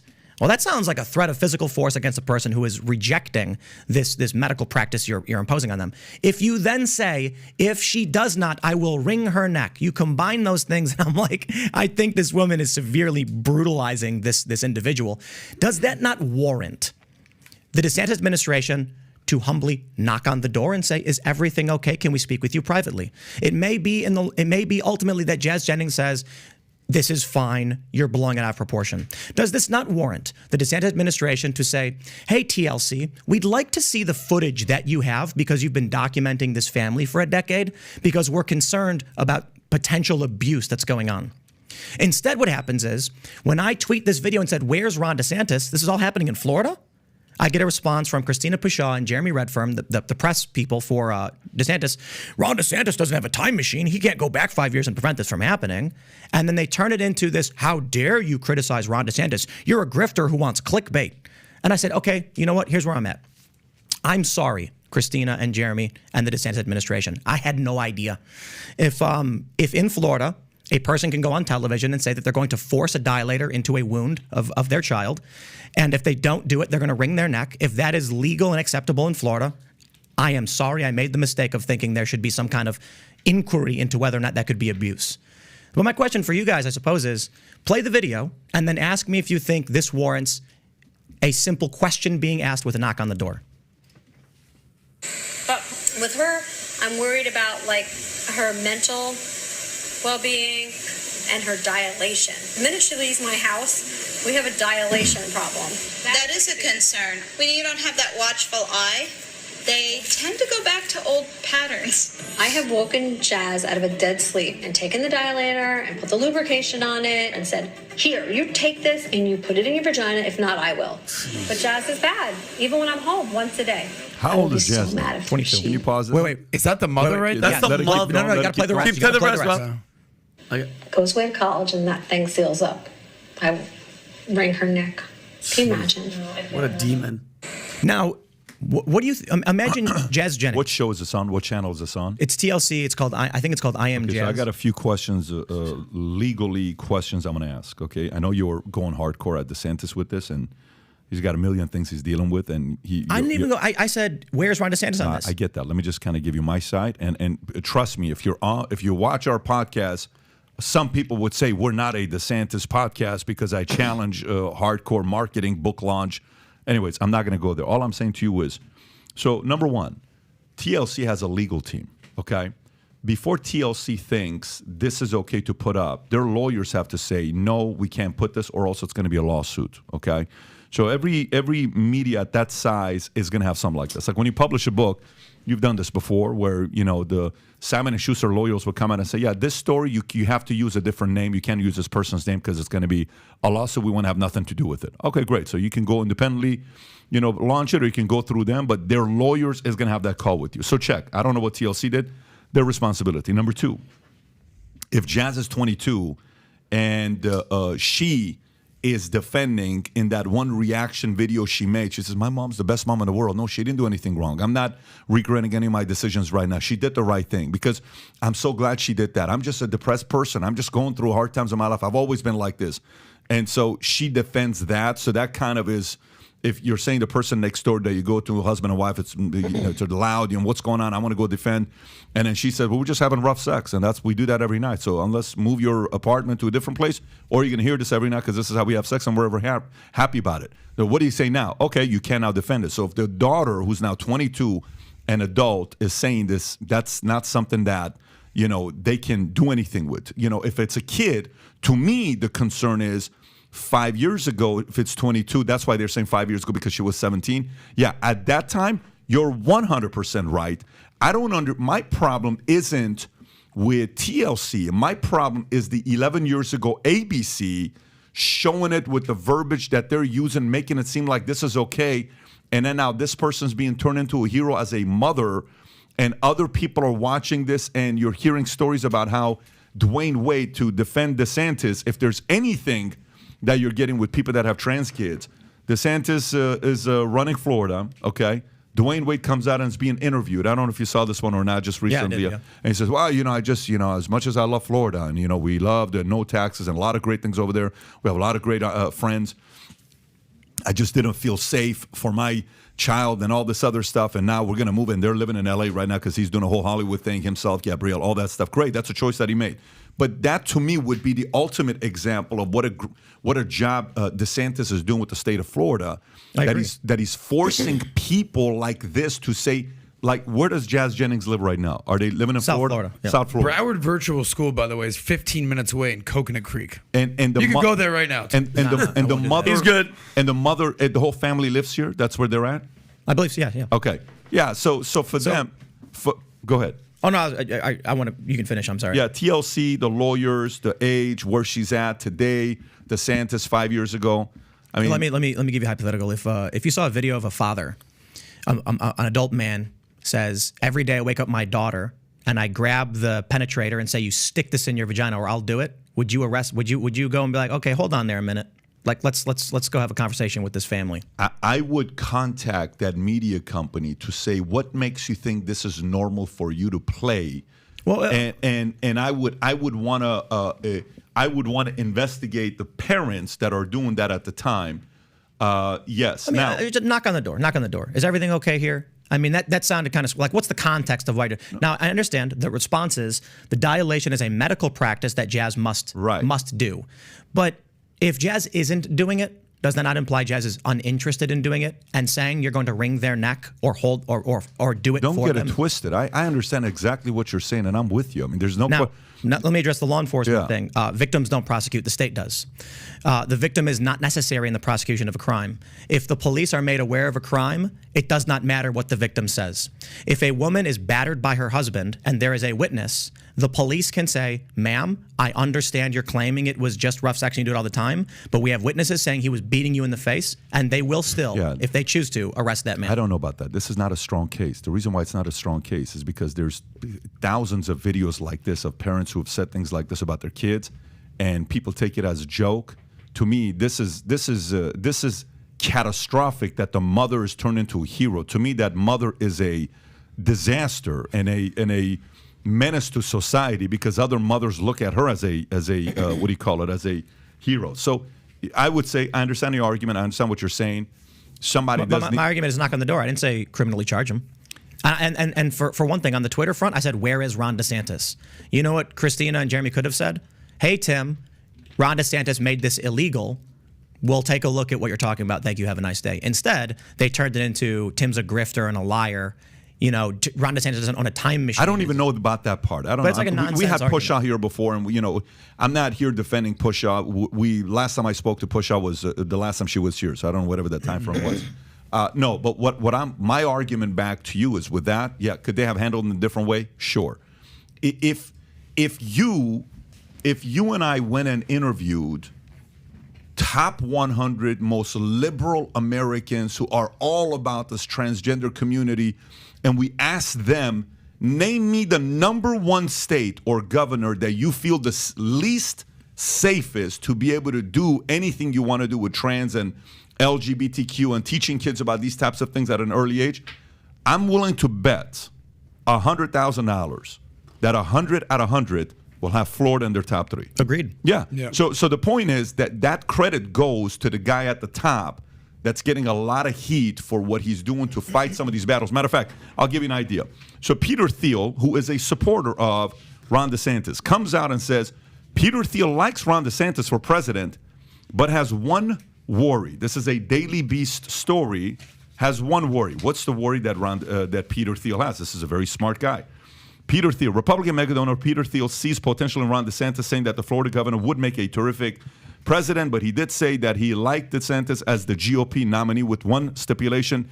If he's a Republican nominee, I will strongly support him in 2024, but I do worry that focusing on the woke issue is ground zero. As ground zero is not quite enough. DeSantis' war on wokeness has been the crux of his political platform as of late. He infamously touted Florida as a place where woke goes to die in a January speech. Support the anti-LGBTQ policies, such as the Don't Say Gay bill law, have largely defined his tenure as governor. In fact, it's that very law that landed him in the ongoing feud with Disney, which has drawn the ire of old school conservatives who believe the governor shouldn't be so willing to piss off a big corporation. Okay, fine. So he says this, yet his friend Dave Rubin moved his podcast here and lives in Miami, feels safe over here. Dave Rubin's very close to Ron DeSantis. Dave is part of the LGBTQ community as a man that identifies himself as a gay man, and we've had him on. We were just with him, I think, 2 weeks ago or something like that. And we like Dave a lot. Yeah, I love him. So even a Peter Thiel saying this, and then Peter Thiel said 5 years ago, if I was moving here from Silicon Valley, I would have gotten a house for nothing. Today, whatever you paid for a house in Miami is now 4 times the price. There is no point of moving from Silicon Valley here to Miami because the houses are just as expensive as they are in Silicon Valley. This is something DeSantis is going to be having to deal with. Silicon Valley, by the way. So again, what he is saying, the people that don't like it are leaving. So this kind of validates a part of, that community, the whole woke thing. I think a lot of parents are sitting on, listen, he got criticism for the whole 6-week thing with the abortion. That was a lot of Republicans said, what are you doing? Like, I talk to wives and mothers, and they're Republican, they're conservative. They said, what was the point of doing that? That was like the first time we saw he missed the mark when he did that. You didn't need to do that. There was no winning with that. Did you end up winning the biggest conservative Republicans? What percentage is that? 5% now, 10% now? You didn't need to do that. Fine. He missed that one. But in this here, parents are liking the fact that there's somebody who has the audacity to go up against the Disneys, to go up against what they're trying to do in schools. So there is a community that's supporting what he's doing, but even Peter Thiel's giving him some criticism. I think Thiel's wrong. I mean, you look at the million vote victory margin for Ron DeSantis as governor. You look at the mass exodus from New York and California into Florida, and then I think second place is Texas. Ron DeSantis is the best governor this country has. Right, I agree. So me saying where's DeSantis on the issue of Jazz Jennings being horribly misconstrued to imply that I think he's doing a bad job. I think he's doing a fantastic job. The question is, on this one moral issue that's been happening to go viral, what's their current position? That it's too late.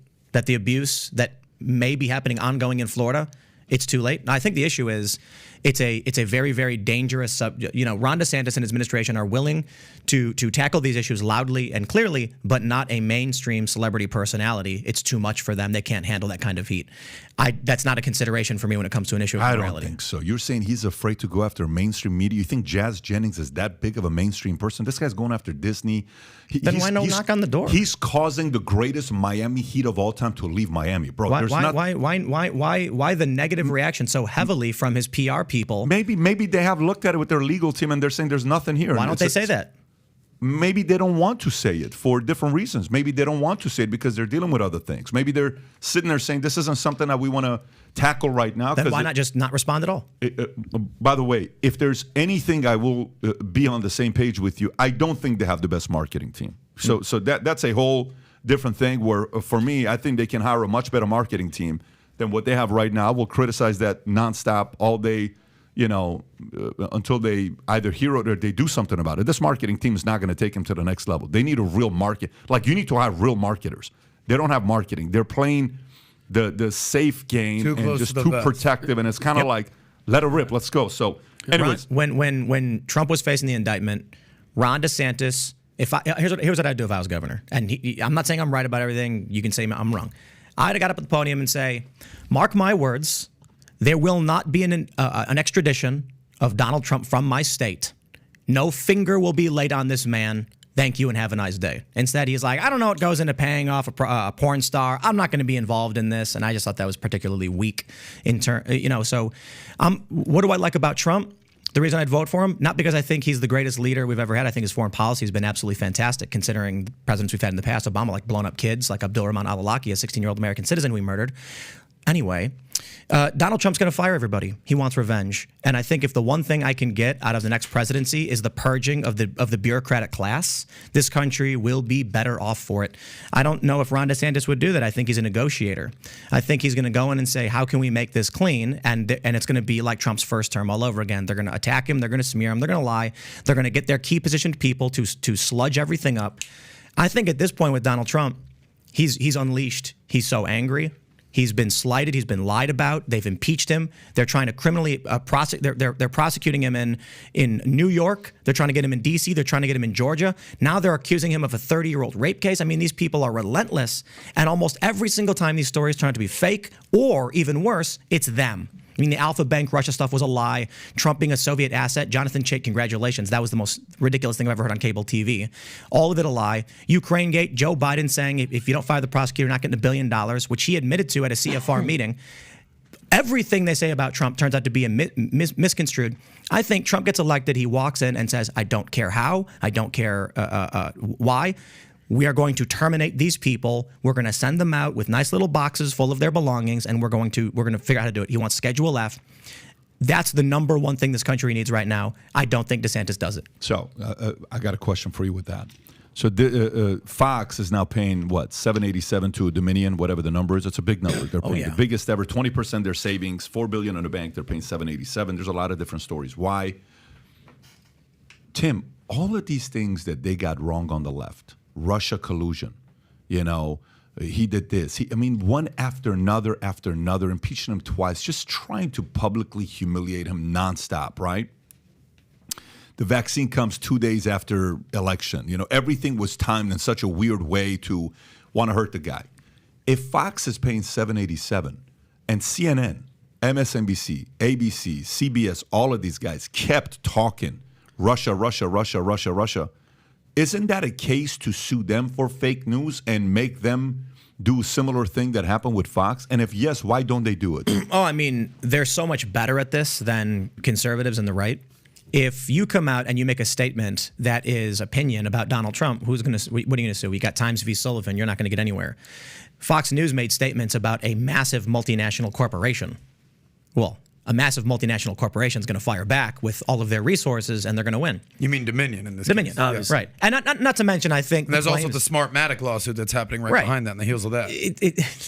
These Fox personalities who came out and made these claims or pushed them or brought people on, these are fact statements about companies that had limited basis in reality. Right? Limited in that they'll take a morsel of truth, they'll stretch it out. I think Fox was interested in fanning the flames of their base to tell this story, and it backfires. You get a similar thing with CNN and MSNBC, but these people are very clever in how they do it and how they've always done it. Selectively editing a video and targeting Donald Trump. Okay, Donald Trump as an individual is going to have a lot harder of a time suing 17 news organizations, but here's the best part. Fox as the only news organization or the principal news organization that was having these conversations about Dominion puts them in a particularly weak state. There was a story that NBC News wrote about me that was fabricated. They then deleted the source from the article. However, too late. Several other articles copied the story and reposted it, creating a circular news reference where, hey, look, man, we didn't say it. We reported that news organization A said it. You can't sue us. Then, and they'll say it's a fact statement. If I file a lawsuit against them, it's going to cost me $100,000 for just launching the suit against all these different organizations, 17 of them. And then all they have to do is say, Your Honor, we are simply reporting what the New York Times said. It is not our statement. And the New York Times will say, Your Honor, we're simply reporting what Washington Post said. And the Washington Post will say what NBC said. And NBC will say what the New York Times said, creating a circular loop of lies that it's impossible to fight against. Are you using it as a metaphor as basically that's what happened if Trump tried to do a lawsuit against the mainstream media that would basically do exactly what you just said? The gist of it gets more complicated. I mean, it'll come down to individual circumstance. I'll give you one example of right now Tucker Carlson, what CNN did. They're very clever, these people. Tucker Carlson has that viral text message where he said, this is not how white men fight. The text message was, in its entirety, Tucker Carlson saying he was watching a video of a guy being beaten and he found himself cheering for it until he realized it's a horrible thing to think. People shouldn't think these things and that I don't want to be this. CNN did a very clever thing where they took the first half, which sounds very, very horrible, put it at the top of the article, filled the rest of the article with regurgitated facts about Dominion, the lawsuit, statements that nobody wants to reread for the 18th time, and then the conclusion of Tucker's statement at the bottom. I think this might actually be the article. Is this the article? So you see the first quote right there in the second paragraph. A couple of weeks ago, I was watching a few people fighting on the street in Washington. They stop it. I could taste it. They stop the quote. The next up, you'll notice the next several hundred words are just old news nobody wants to reread. You then scroll to the bottom and see the conclusion. Look how far down you got it. The conclusion. Somewhere deep in my brain, an alarm went off. This isn't good for me. The reason is these news organizations know the percentage to which people will read these articles. I believe there's a possibility this is intentionally formatted in such a strange way to break apart Tucker Carlson's quotes, put old news in between, so that the average person stops reading and says, I already know this, and leaves. The only impression in their mind, Tucker Carlson cheered for the death of an individual. This is how the media gets away with lying, but you can't sue them over it. Like, look what Media Matter said about me. Tim Pool says evil people are ruling the world or whatever. Yeah, if I went to Greta Thunberg and said, do you think oil companies are in control of the world? She'd say, absolutely. They have politicians. Do you think they're evil? Yes, of course they are. Okay. But you see how they do it? Secretly controlling the world. That's the media for you. They are factual but not truthful. Can I go back to to your Trump, Michael Malice, who was on here not too long ago? Funny guy. Go back to your Trump statement. So let's say I agree with you. Let's say a lot of people agree with you about basically the media's been coming after him, and then everything that came with Russiagate and everything that happened with January 6th, everything. We're all on the same page there. We don't need to relitigate that. And then he does get reelected, and he does come back and drain the swamp again. You're in favor of him firing everybody, starting over again, which I think a lot of people would like to see. What I want to ask you is, because someone who's not on Team Trump, you're not on Team DeSantis, you're on Team Logic at this point. Give me the other side of it, right? The good would be fire everybody, start over, like have people held accountable. Give me the other side of a mean, vindictive, angry Trump looking for retribution, and rightfully so in some cases. How would that affect America in some regard? You know, if Trump comes in and says, it's payback time, bitches, what would that look like for America? Great. It would be the best thing ever. I don't think there's a negative. I think what we're talking about is a bunch of kids playing on a playground, a bunch of bullies who have been going around shoving the kids in the mud. They shove Donald Trump in the mud, and he gets up and says it's payback, and all the kids are sitting on the playground watching this one guy go back and get revenge on the bullies. And I don't think it affects us in the negative at all. In fact, I think it'll make things better. I think he'll secure our borders. I think the economy will greatly improve. I think he'll bring jobs back. I think you take a look at the foreign policy of Donald Trump, and I didn't vote for Trump in 2016. I thought he was despicable. Then he started enacting policies that I was very happy to see. And I still found him to be quite despicable. He's a potty mouth guy. He's nasty. He imitated body slamming a journalist. And I'm like, I don't care if you don't like reporters. I don't like the corporate press. Don't do that. But, I remember first, simply, Abraham Accords, historical, amazing. Crossing the DMZ into North Korea with no security detail, one of the greatest acts of leadership I have seen in my life, and I think should be in any other circumstance. They would be writing about it. It would be one of the most proud moments of the United States. Donald Trump entered North Korea, enemy territory, with no security detail, with Kim Jong-un surrounded by North Korean soldiers. And it was funny when I watched that happen, having family history that goes to Korea and what that means to me. And I was nearly brought to tears, and then the media insulted Donald Trump over that. And that really pissed me off. When Barack Obama was president, he ordered a drone strike on a civilian restaurant in Yemen, a country we are not at war with, which killed Abdulrahman al-Awlaki, a 16-year-old American citizen. No one bats an eye. He also killed Anwar al-Awlaki. In the argument, he was a jihadi, so it's war, so it's justified. I still don't think you can kill American citizens just because we're at war. Bombing a country we're not at war with? You know what? People come to me and say, Tim, it's war. We're dealing with terrorist factions. We've got allies in the region. It's conflict. You cannot claim it's murder. And I'm just like, I guess. But don't come to me and then insult Donald Trump for negotiating with Kim Jong-un when you were bombing civilians. Mm-hmm. So I look at the North Korea thing, and I wonder about the perspectives of other people. who know exactly what it is to have a family saying, here's where we're from, here's the town your grandfather grew up in. Because I have that somewhat on one side of my family and not on the other. Because I hear the story of, oh, you know, your great-grandfather was from this town in North Korea, but we have no idea because since the splitting of the country, that's it. We're cut off. Let me give you some credit. And I'll tell you why I want to give you credit. Is because Pat started the entire podcast with basically your evolution politically, right? Ideologically, you've been all over the map, and you're kind of finding your groove right now. But what you're able to do is you're able to separate personality from policy. And most people in America are just straight up voting for their team. They're voting for their jersey. They're voting for the personality they agree with. They don't go through the nuance of policy right here. And essentially what you're saying is you actually, to use your words, you actually found him to be disgusting and vulgar and a whole host of words. I think you said despicable at one point, but you still vote for him because you're able to separate the personality from the policy. Why can't most people do that? I mean, humans are social creatures. You know, we don't know everything about everything.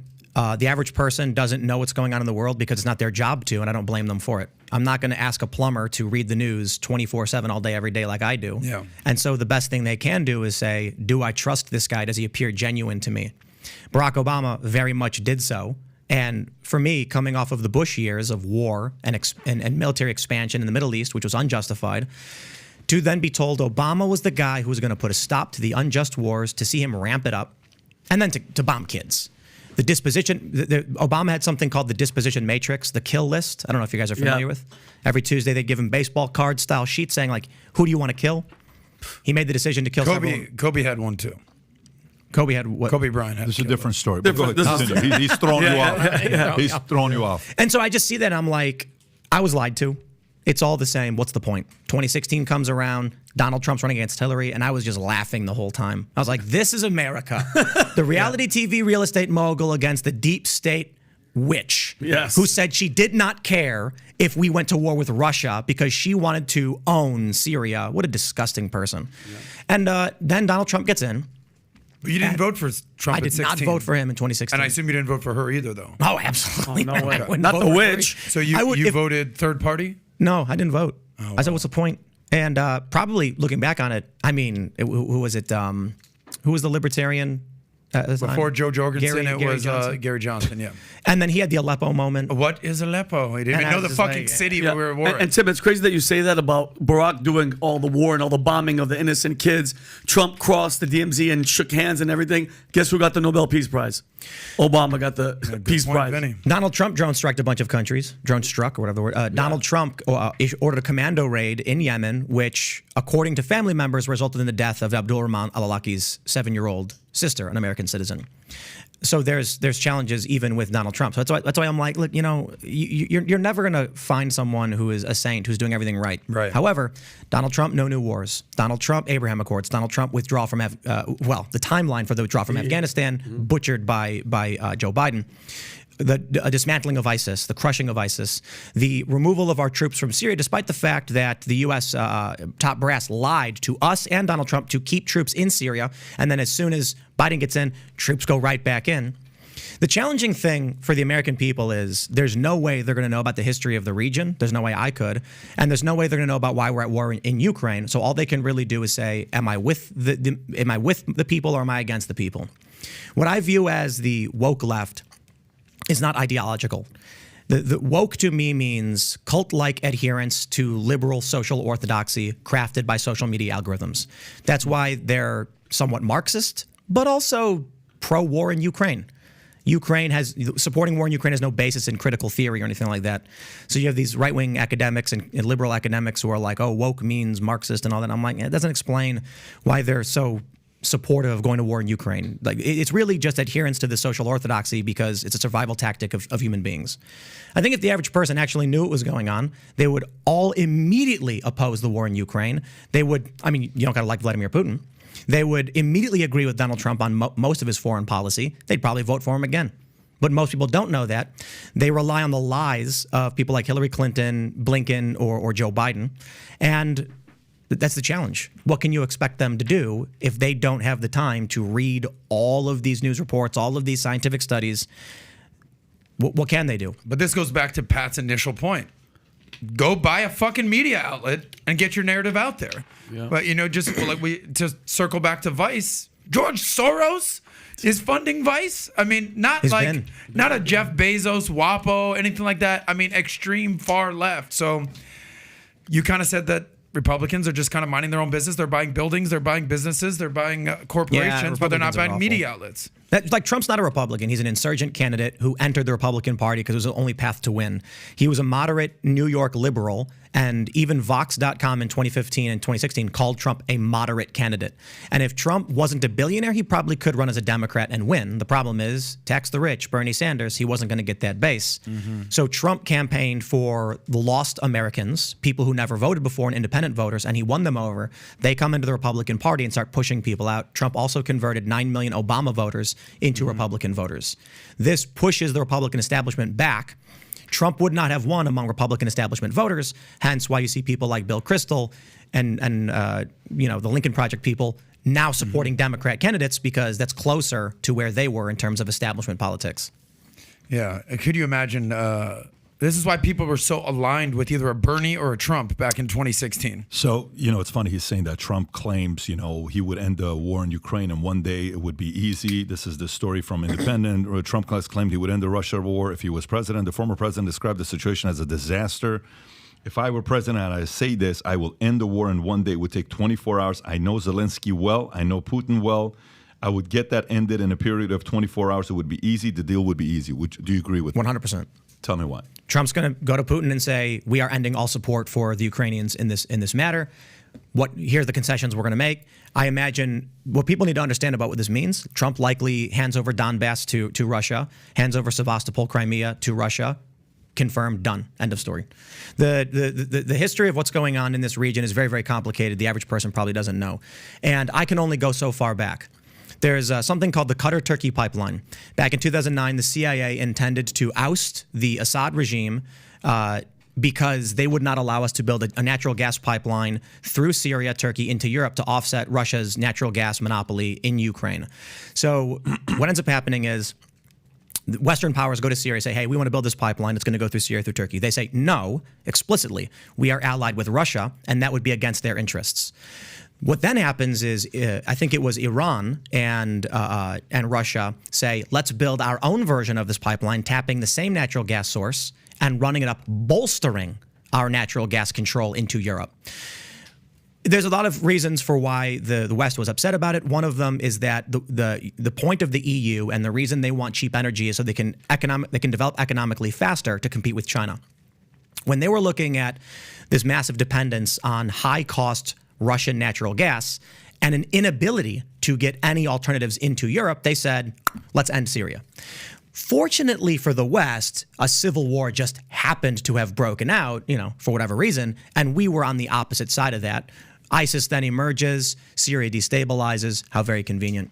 Joe Biden's son becomes a board member at an energy company in Ukraine. Surprise, surprise. Also a former CIA director is also on the board of Burisma.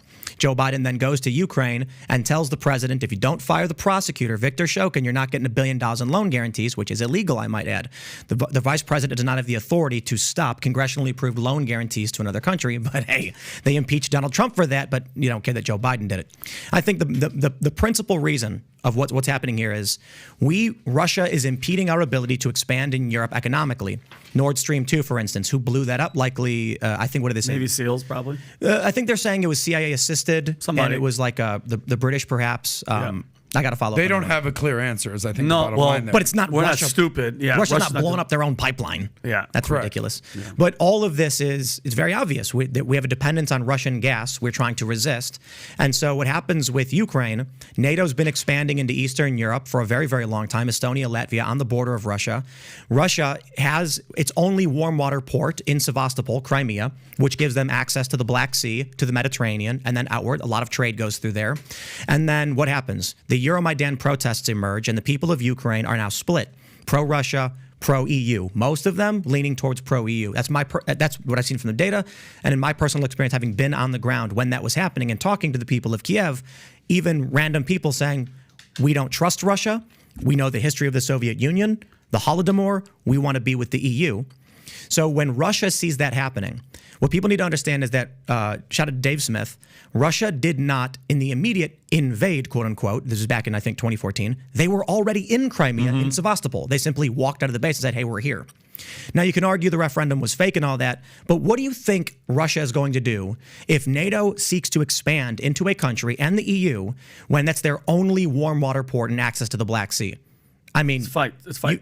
It's fight time. That's it. So you can argue that Russia started the fight. You can argue, and people say, no, NATO did. People say, no, Russia did. I'm like, dude, if Russia started putting troops in Mexico and then threatened to cut off the U.S. access in the Gulf, the U.S. is going to be them fighting words. Yep. And then especially if more importantly, if Russia already controlled a large portion of the border, like NATO controls, NATO is in Estonia and Latvia. Russia is already angry about this. It doesn't matter who you blame. It matters a fight will happen, and that's where we are. I think Trump goes in, negotiates. It pisses off Ukraine. It pisses off Russia, but it ends the fight. So, but and just real quick, because I will forget. But so Tim, if Trump doesn't come in and Trump doesn't win, do you think war with Russia is inevitable with the way that things We're are at going war right? with Russia. I agree, but I'm saying U.S. all troops are already on the ground. 100%. The first we got the story from The Intercept, they kept denying it. It's not like it's the most people in the world. I think it's special force. It's NATO special forces and several dozen. Yeah. But now it's been leaked. It's true. The U.S. is providing intelligence to you. Here's what's happening, right? If you and your neighbor are fighting with each other, and then I walk up to you and I hand you a big old pile of rocks, and I tell you where to throw them, do you think your neighbor is going to be like, that guy's not involved at all? He's going to be like, this dude is the one. So we're arming Ukraine. We're telling them where to shoot their missiles. Yeah. The United States provided the intel to Ukraine to sink the Black Sea flagship of Russia. The idea that Russia, as Putin is going, man, how is Ukraine beating us? It's absurd. Putin is saying NATO is at war with us, using the Ukrainians as cannon fodder. American citizens, as quote unquote volunteers, military trained and armed, are on the ground. It's the most ridiculous thing in the world. But people live in this reality where, because there's no formal declaration, that means United States veteran troops armed by the United States. That means we're not actually at war. Like, I'm sorry, dude. You can't have private military contractors, quote unquote volunteers from the United States and Western countries fighting a war funded by you, armed by you, and then expect to believe Russia thinks they're not fighting you. Like, Russia and Russian television outright said, we are at war with NATO. And I do believe that Putin will use nuclear weapons, but people need to understand nuclear weapon does not mean ICBM raining hellfire in a city. Sure. Tactical nuclear artillery, etc. Did you see what happened? Of course, the bubble, the what do you call it now? The balloon that came down and attempted. Do you have the clip, Rob? If you can, a little drone coming down. Tim, if you can look at this here, Tim, right here. Oh, right, the Kremlin. So while you're finding that, can you go find the video of the bubble coming in? Okay, got it. If you can, play that if you can, so the audience can see it. Oh, the drone strike. Yeah, this just happened a couple days ago. Okay, so question. Who's involved? Well, this is Putin doing it because he wants to say that there's an attack, so he can use this as a leverage point to attack Ukraine, and he can say, well, I'm just reacting to it. No, it was really, they were attempting to go after him. This was Ukraine's job. They're trying to get him to an attempt on assassination. Well, if that is the case, why would you do it that way? That's not even that big. That's not a big deal. That's not how you're going to kill the guy. No, it was U.S. involved. No, it's an outsider. No, it's this. And what do you think all this stuff here with this balloon here? First, it doesn't matter who did it or why they did it. All that matters is there's a video. Russia said the U.S. did it. Russia will escalate on that pretext. We can then get into the argument of, did he fake it? Did he not? I think people underestimate what we're seeing. The conversations we've had is like, what is that even doing? What is that small thing? Why did it explode where it exploded? Well, I believe they shot it down. But the scary thing about these drones is they can carry powerful explosives. They can swarm. It could be a false flag. There's no real way to know. It could be Russia saying, send in a single drone. My question is, if it was Ukraine, how did they launch this attack? Where did they launch it from? But it does fall in line with what you would actually expect to see in terms of this kind of warfare. You're not going to see Ukraine firing missiles from Ukrainian territory into the air, targeting Moscow or anything like that. Yeah. You're going to see guerrilla tactics and small-scale insurgency-style sabotage and attacks like this. This could have been a Ukrainian or a Ukrainian sympathetic Russian or any other foreign mercenary who had a drone. I don't know how big that drone was. I'm not sure if it was the size of a car or whatever. But you can do these things with very small consumer drones. They can carry explosive. It's terrifying. It could be that someone, James Bond style, went to Moscow, put the thing on the ground, ran away, and then waited an hour, and then someone remotely activated, launched it, and went and tried to take out Putin. Yeah, and mind you, that whoever was flying it, I mean, it didn't even make the flag go down. It didn't really penetrate anything. So whoever was No one's flying it. Yeah, probably nobody, just by itself. Automatic. People have said, cut off the signal. Nah, these things have a GPS in them. It knows where it is and where it needs to go. Even if you cut off its access to GPS and the internet, it already has a mapped trajectory in it. The only thing I'm saying is, let's play propaganda, okay? If you're Putin and you're behind this, and you did this, and then you attack Ukraine, guess what you can say? Listen, you don't do that to us. You're going to allow them to do something like that to us? We have to stay strong.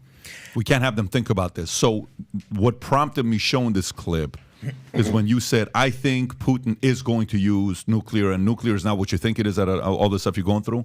Okay, if NATO keeps pushing the envelope, and they're getting involved, and they're saying, no, we're not involved. No, we're not involved. No, we're not. No, listen, you're involved. And this is a war that it's you against Russia. It's not really. I saw something the other day, a picture of a great funny meme that says, let me show you how to work from home and make $40 billion. And it's a picture of Zelensky. I don't know if you guys seen this or not. It's freaking hilarious. That is hilarious. I'll send it to you, Rob. You have to show this. It's one of the funnier memes I've seen this week. I sent it to Mario. This tells you how much Mario loves politics. Mario says, Pat, I don't get it. I'm like, it's okay. Don't worry about it. Yeah, it's a Rob, I'll send it to, I'll text it to you. It's worth watching. So, but the point is, if I'm Russia and I did this intentionally to attack, if in the next 3, 4, 5 days, Russia does attack Ukraine in a major way, I mean, there's got to be a percentage to be thinking about this was strategic. I don't know if it was a false flag. I mean, I could go back and forth because it's impossible to know.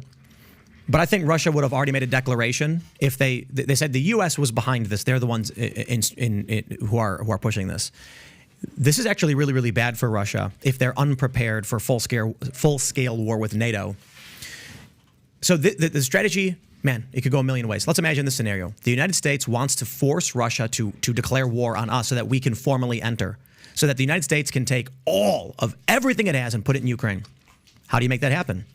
This is the worst thing that could have happened to Putin. A pathetic, failed attempt, which they are now forced to say was us, and they will do nothing about it. I think that if it was actually a false flag, they'd probably, I don't know, crash a plane into the Kremlin or something, like blow up a large portion of it with a cruise missile, and then say they directly attacked us. It's there. Look, it's on camera. They'd blast the video everywhere. This is a pathetic little drone, 2 of them blowing up, and nothing happens. If it was the U.S. who did it, and Russia said it is, here's the world stage. The United States, according to Russia, just tried to kill its president, and Russia says, we can't do anything about it. Makes them look weak, and it's going to scare their allies, thinking they're going to lose this one. Who am I betting on? Which horse?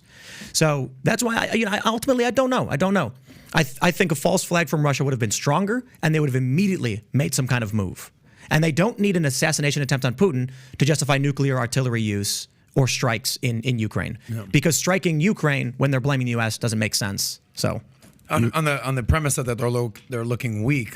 I think when this war started, nobody wants to see this war, by the way. I mean, and generally speaking, like, people are actually dying on the ground. It's hundreds of thousands of people. It's very sad. But I think when this thing started, we think Russia's just going to pummel Ukraine. They're just going to take over this country. It's done. And then fast forward, it's been a year and a half. Ukraine's holding its own, apparently. Russia is basically outsourcing half their military, or a large portion. There's this Wagner group. Yeah. Whoever this is, they're basically pulling people out of fucking prison to start fighting for them. You have mothers protesting that the sons are dying for a war they don't want any part of. Where'd you hear that? Right. Well, this is mainstream media. Well, this is where you're hearing it from. But this Wagner group is a real group that they are basically outsourcing, are they not? Yeah. Well, I mean, if you believe the American corporate press, which I tend to, even though I'm very critical of it, I do fact check these things, and we have to get our information from somewhere. That's a difficult thing to do. Looking at various sources around the world to try and figure out what's true and what's not. If you go to Russian sources, they'll tell you the exact opposite of what you just said.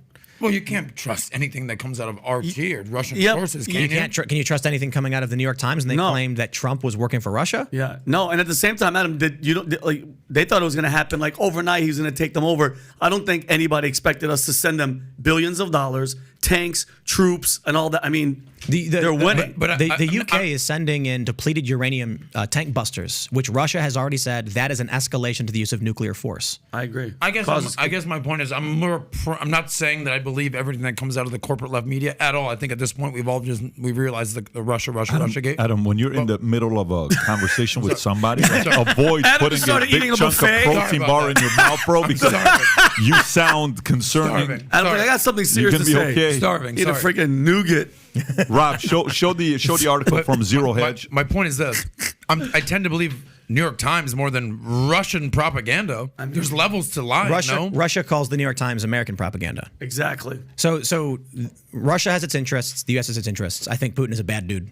I think Putin's a substantially worse dude than Joe Biden is. And I think Joe Biden's a pretty bad dude. Yep. So if I had Joe Biden in front of me and Vladimir Putin in front of me and Joe Biden said, here's what's happening, I'd be like, you know what? I think you're both full of it, but I'm going to go Biden on this one, even though I don't like the guy. Yeah. So I agree. The question is, when it comes to the granular nature of all of the news coming out, the U.S. is lying to you, right? You can't trust anything they say. It would be the stupidest military strategy in the world to tell the public what you're doing in war or why you're doing it. You'd lose in 2 seconds. So that just means whether we like Biden or not, we can't trust Russia or the United States corporate press on this one. We can trust to a greater degree people on the ground, but then you're going to get conflicting narratives. The reality is it's called fog of war. We probably won't know. And then whoever wins is going to tell us what we should think.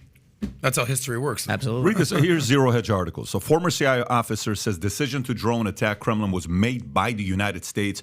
Former CIA intelligence officer Larry Johnson, different Larry Johnson than Grandmama, says the decision to launch a drone attack on the Kremlin was made by the United States. Go a little lower.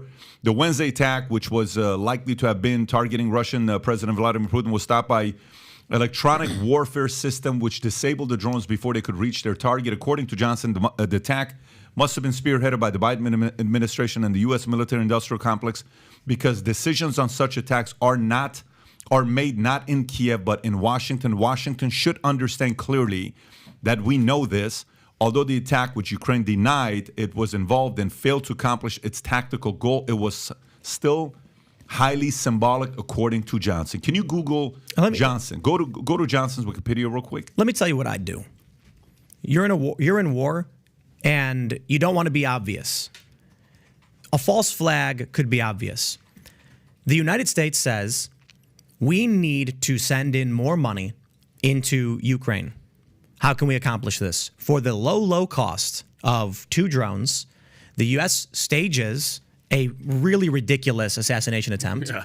Russia blows it up, tricking Russia into blaming the U.S., and then any escalation can be swung or manipulated into being against the United States, giving the U.S. grounds for a casus belli, a cause for war. So if Russia takes the bait, and they're doing it, saying the U.S. did this, and they take any action against us, it gives the U.S. what the U.S. wants: cause for war to enter Ukraine. And then they can come to the American people. Every corporate channel will say it. I tell you what will happen. YouTube will issue new community guidelines saying, if you support Russian propaganda at a time of war when the U.S. is facing an existential nuclear threat, we will take your videos down. And you'll say, I wonder what that means. It means if you don't support the war, there's no way YouTube is going to let anyone have that conversation if you try and actually talk about what you think may be happening. Yeah, but I just looked up who this guy is, Larry Johnson, what he's done. He was with the CIA for a few years, got out. He's appeared on NewsHour, Larry King. He's made some comments about Obama in the past before. But Zero Hedge is a very, very credible website that a lot of people in many different industries, executives in the financial industry, follow what these guys have to say. Wow. Anyways, let's go to the next story. So a couple super chats I'll read. Here's one from Chris Bradley, $500. Life expectancy in America has been declining since the 80s in comparison to all other industrialized nations. Dr. Shiva is the only U.S. presidential candidate willing to address the real issues as we face a nation. If you want your children to die sooner, continue to vote left and right. If you want real change, vote Dr. Shiva. Dr. Shiva was a guy that got a lot of momentum during the early stages of COVID with a lot of different names. But here's a question for you: you're seeing RFK, you're seeing Vivek, you're seeing different names coming in. You know, RFK is now in the conversations. We're scheduling something Marion for a Williamson's podcast. fantastic, by the way. So the question will be, what are some wild cards that we're not even, Chris Christie says in 2 weeks I'm going to go in, and I know Trump is afraid of debating me, all this. But who are some wild cards that nobody is thinking about that could be potential stars in the 2024, or we pretty much already know who it is, no one else is going to get into it? Yeah, I think we know who it is. You're gonna see people pop up because they want to sell books. I wouldn't be surprised if AOC pops in. I think it's a very low probability for Ocasio-Cortez. Oh, God. But she's famous enough. Is she even 35? She will be, yes. And so she is eligible. I'm pretty sure. I'm pretty sure. But I think we know who it's going to be.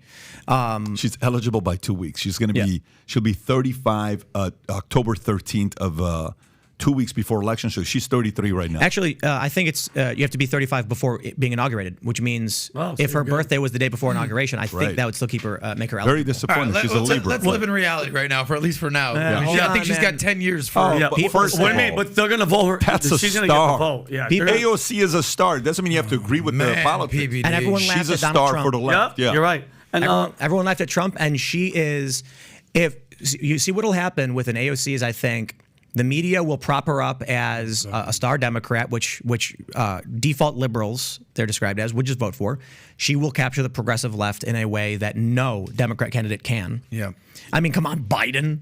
Yeah. Hey, dude, Sleepy Joe is not going to cut it this time around. There's no pandemic and to keep people locked up. Yeah, and we, me and Adam we still haven't bet on it because you were in Vegas. You should have done it. We bet that besides Biden, Gavin Newsom would probably be the guy to slide in. We just had another conversation, Tim. I don't want to say no names, but this guy looked at us and goes, "Do not be surprised if out of nowhere Michelle Obama just goes, you know what? Here I go," because she's denied. Which one do you think is a more reasonable, like either Michelle or Gavin, or they both go? People think Gavin is going to be the guy, but you never know, man. And it is relatively early, but I'm not so convinced Michelle Obama would want to do it, but I do think there's a very strong chance of winning. However, ask me a year or two ago, I probably would have said Michelle Obama would win in a landslide, and I mean that figuratively, not literally. I mean she'd win by like a strong margin. Now I'm not so convinced. I like to hang out at the casinos on the weekend, play poker, and I'm at MGM National Harbor. This is in West Virginia? No, it's It's a great hotel, DC. MGM National Harbor. They just built it a few years ago. It's a beautiful location. Beautiful. On the water, incredible. In Maryland? Yeah. Oh, it's It's- gorgeous. I just stayed there. When It's I was just south there. of DC, but it is Maryland. It's, Yeah, Beautiful I literally location. stayed there. Yeah, Yeah, a beautiful. whole little area. This is DC. Yeah. This is as blue as it gets. Yeah. And I'm Yeah. sitting at a poker table. Not a single person at that table had anything nice to say about Joe Biden or Donald Trump. But they all said, I don't know, man, I can't vote for Joe Biden. And that felt to me kind of like I don't want to say I'll vote for Trump, but I'm probably going to vote for Trump if he's the guy, because There's Joe a lot Biden of is. that. There's a lot of that going on. Let me give you another name because you live in West Virginia. You might like him, you might hate him. I don't know, but I'm going to throw this out there. I actually like your senator, Joe Manchin. Nobody likes him in West Virginia. But how does he keep getting elected? He's not gonna get elected. No. He's been elected for the last broke his 40 heart. years. He's devastated. Hear me you out ruined here, this weekend, guys. Tim. Yeah. He's whether or not he gets elected for the 50th time. He goes to nightclubs wearing Joe Manchin shirts. 100%. But he's been elected as a Democrat in the reddest state in the country, or one of the reddest states of the country, continually as a Democrat. How does he do it? How does he continue to do it? I mean, whether he continues or not, but he's done it already. The proof is in the pudding. Firstly, I'm in the Eastern Panhandle, which is an hour from DC, 15 minutes from Frederick, big cities, and it's like a moderate area that leans right. And then you get into the core of West Virginia, and it is MAGA country. It's 86%. I mean, granted, the people who live around me are all diehard Trump, because this country used to be fairly moderate. Because Democrats, and you look at Joe Manchin's politics, and he's fairly conservative in a lot of ways. Yeah. So back when he did run, I mean, what was it, 2018, I think he got reelected? The country was relatively different, and people were still willing to say, yeah, Democrat, Republican. But now, You think we've changed that much dude, in people 4 won't even years? drink Bud Light. I'm at the casino. I'll punch and you there's- right in the face right now, Tim Cass. There's an old guy, and he's just like, I ain't drinking that. And I'm like, do you even know why you're not drinking that? It's just, The culture wars have become so pronounced. That's why I was saying I think Peter Thiel's wrong about DeSantis. The hyperpolarization of this country is the conversation. So I just think I'm hanging out in West Virginia. There's not a single person I have ever met who says they would vote for Joe Manchin. You've got too many great options. You've got Jim Justice. You mean now? Right now. Okay, got you. So you think things have transformed that much in the last 4 years? Yep. That someone who's been a Democrat in Manchin, MAGA country. If Manchin switches parties, he might stand a chance. Wow. Yeah. Nice. But you've got Mooney, who I believe is running. He represents West Virginia's first, and the Trump people love him. You have Jim Justice, the governor, who's term limited out, and he's going to run for Senate. And well, they've elected him, to a term limit, so people seem to like him. I'm not going to pretend to know enough, everything about West Virginia politics. I've only been here for a couple of years, but just my general understanding from being there and talking to people. We actually just went to a Republican dinner, this past weekend. No one there likes me. Not a single person had anything nice to say about him. They all are gunning for his job. You ruined Adam. Adam, on your way to Miami tonight, I want you to be listening to the song Country Road, Take Me Home to the Place I Belong, West Virginia, Mountain High. I'm going to come visit you in West Virginia. What? And this offends the people of West Virginia. That song's not about West Virginia. It's about Montgomery County, Maryland. Look at it. Oh, great. What do you mean? It says West Virginia in it, no? So what happened was the songwriters were driving through Montgomery County, Maryland, which is on the other side, and started singing the song Country Roads Take Me Home to the place where I belong. And then they were like, Montgomery County, nah, that didn't sound too good.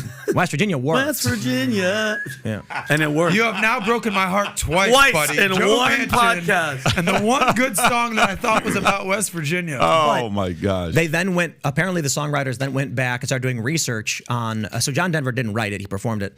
The writers then went back and started researching words and places and things about West Virginia to put in the song. So the song is about West Virginia. It was inspired by Maryland. Gotcha. Well, Adam, did you hear the rumor? I heard a rumor too about the whole presidential race that actually, Pat was actually born in Iran.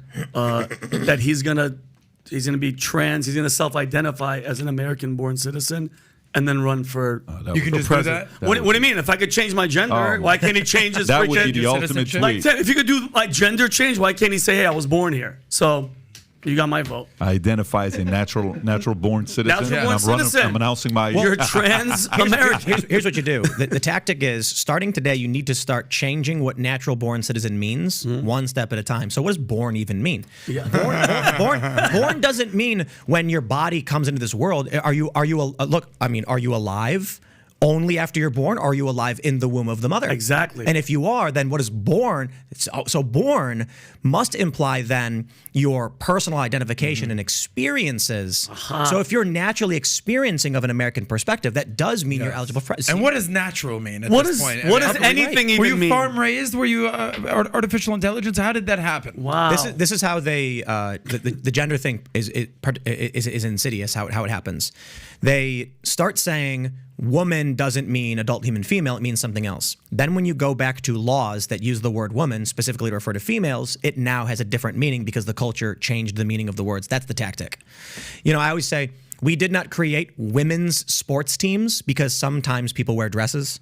We created women's sport teams for females who have different bodies than males. But you see how they changed the definition of the word. Now, a cultural, woman is able to play in a female division because the words are meaningless. Yep. Let's change it up to a different story, and then we'll come back to RFK and a couple other Trump DeSantis before we wrap up. So Kanye West reportedly fires extremist Nick Fuentes from political team and rehires Milo Yiannopoulos after Trump dinner rift. This is a story from May 4th. It's a Forbes story, page 14. Let me go to it here. Let's see what Forbes has to say.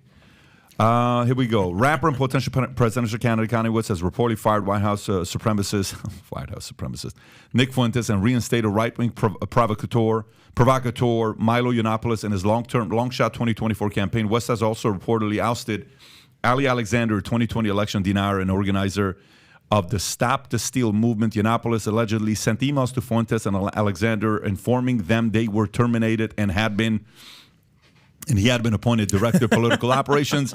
West's 2024 campaign has been marked by stops and starts. Last year, he ran for president and received only 0.04% of the popular vote nationally. His business empire collapsed after he made a series of anti-Semitic comments and praised that Adolf Hitler. Yiannopoulos rose to prominence as an editor of Breitbart News, but lost his job after video clips emerged of him saying it was possible for 13-year-old boys to have perfectly consensual sexual relations with adults. So what are your thoughts on the story? I think Milo Yiannopoulos is a genius. He is planning things that you don't even know, and then they are working. And I am not surprised to hear that he is once again working with Ye, because I wouldn't be surprised if this was his plan the entire time. I don't know what else to say about it. I mean, it feels all a bit chaotic, but you know, from what I know of Milo, from the conversations I've had with him, from what people have heard him talk about, you know, this dude has a plan.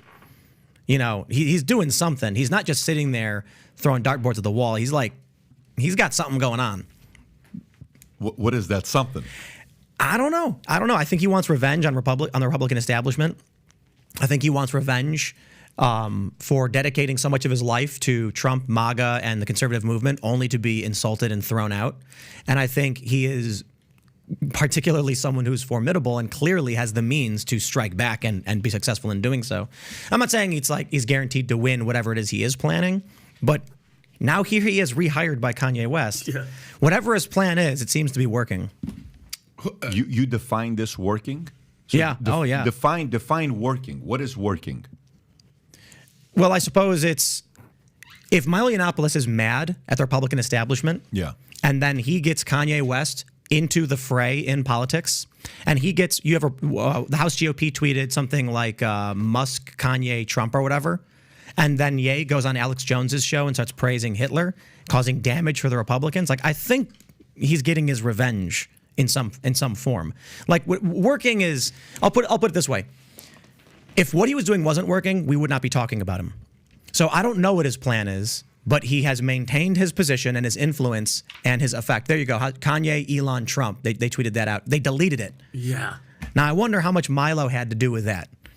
That's the House Judiciary GOP? Yeah. Kanye, Elon, Trump. What does that mean exactly? They were just saying, like, I guess they like these guys, right? Elon was buying Twitter, Trump is Trump, Kanye was speaking out in support of Trump and things like that. And now, because there's a fascinating thing that occurs in this country in terms of what I call cultural context. The context of the time is not praising what Kanye said about Adolf Hitler. It doesn't matter. Because what the left will do is if you praise Kanye 10 years ago for being a great musician and you say that you think he's a genius, they will cut the date out and just take the tweet and say, you praised Kanye West. How dare you? Yeah. That's so and you're like, that was 10 years ago. Doesn't matter. That was during college dropout. Yeah. What's going on? Yeah, I loved him. Not how it works. Wow. They strip the context around. So I'll give you an example. I once said, there's a video of me where I'm like, I don't trust the New York Times. I trust Dave Rubin, right? If I'm looking at this and Dave Rubin, I'm not going to trust what the New York Times says.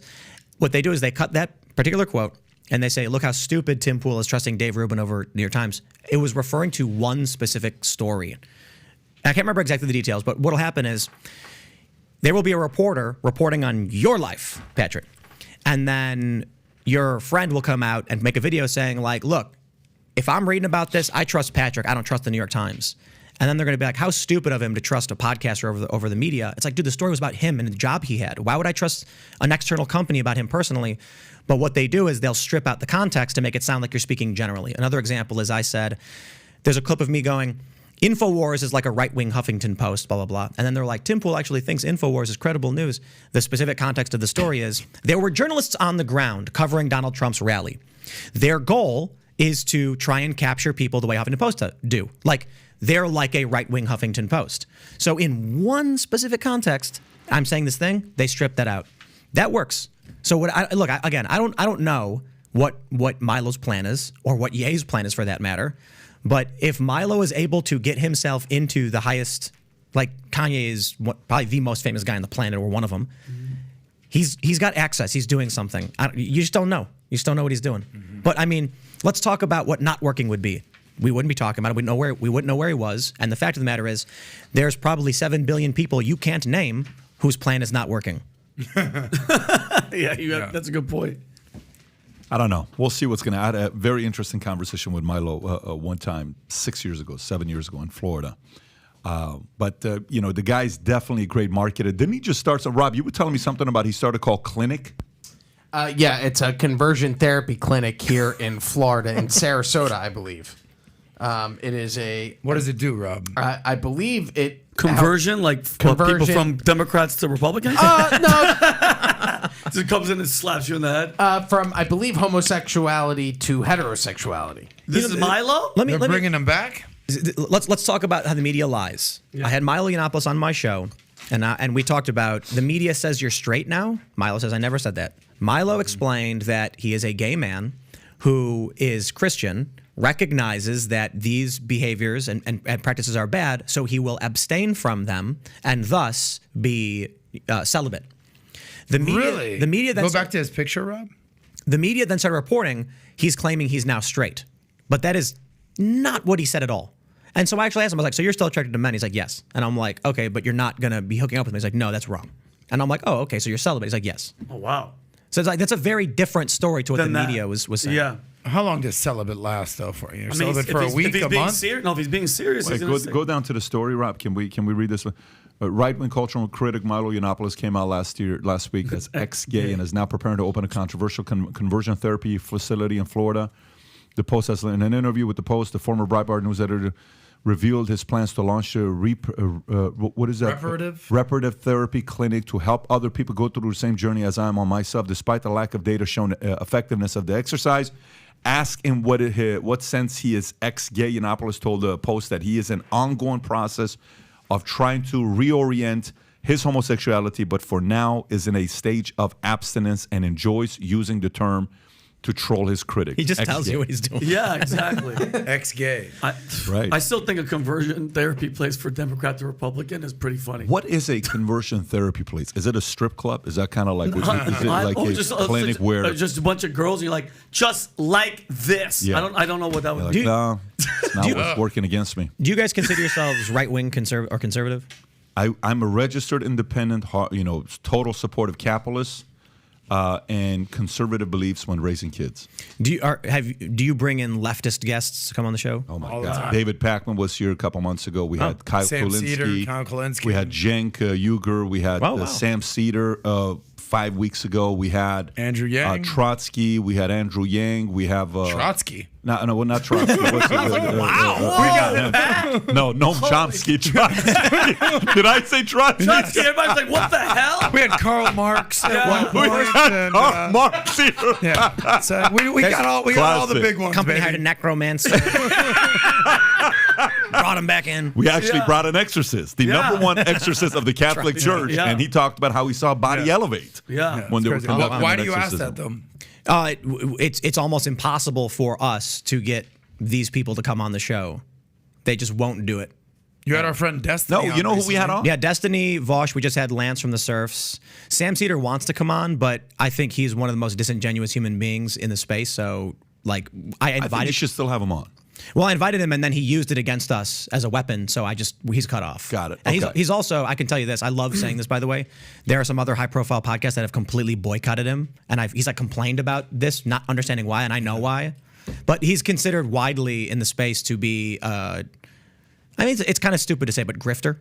We've heard similar things. I'll leave it at that. I'll tell you the story. I tweeted, hey, we often invite leftist guests on our show, and they just don't come on. So he responded, I'll come on the show. I tweeted something like, it's live in studio. We'll cover your costs, travel and accommodation. When works for you? He says, how's the 13th? I say, that works perfectly. He says, okay. I was like, we'll DM you.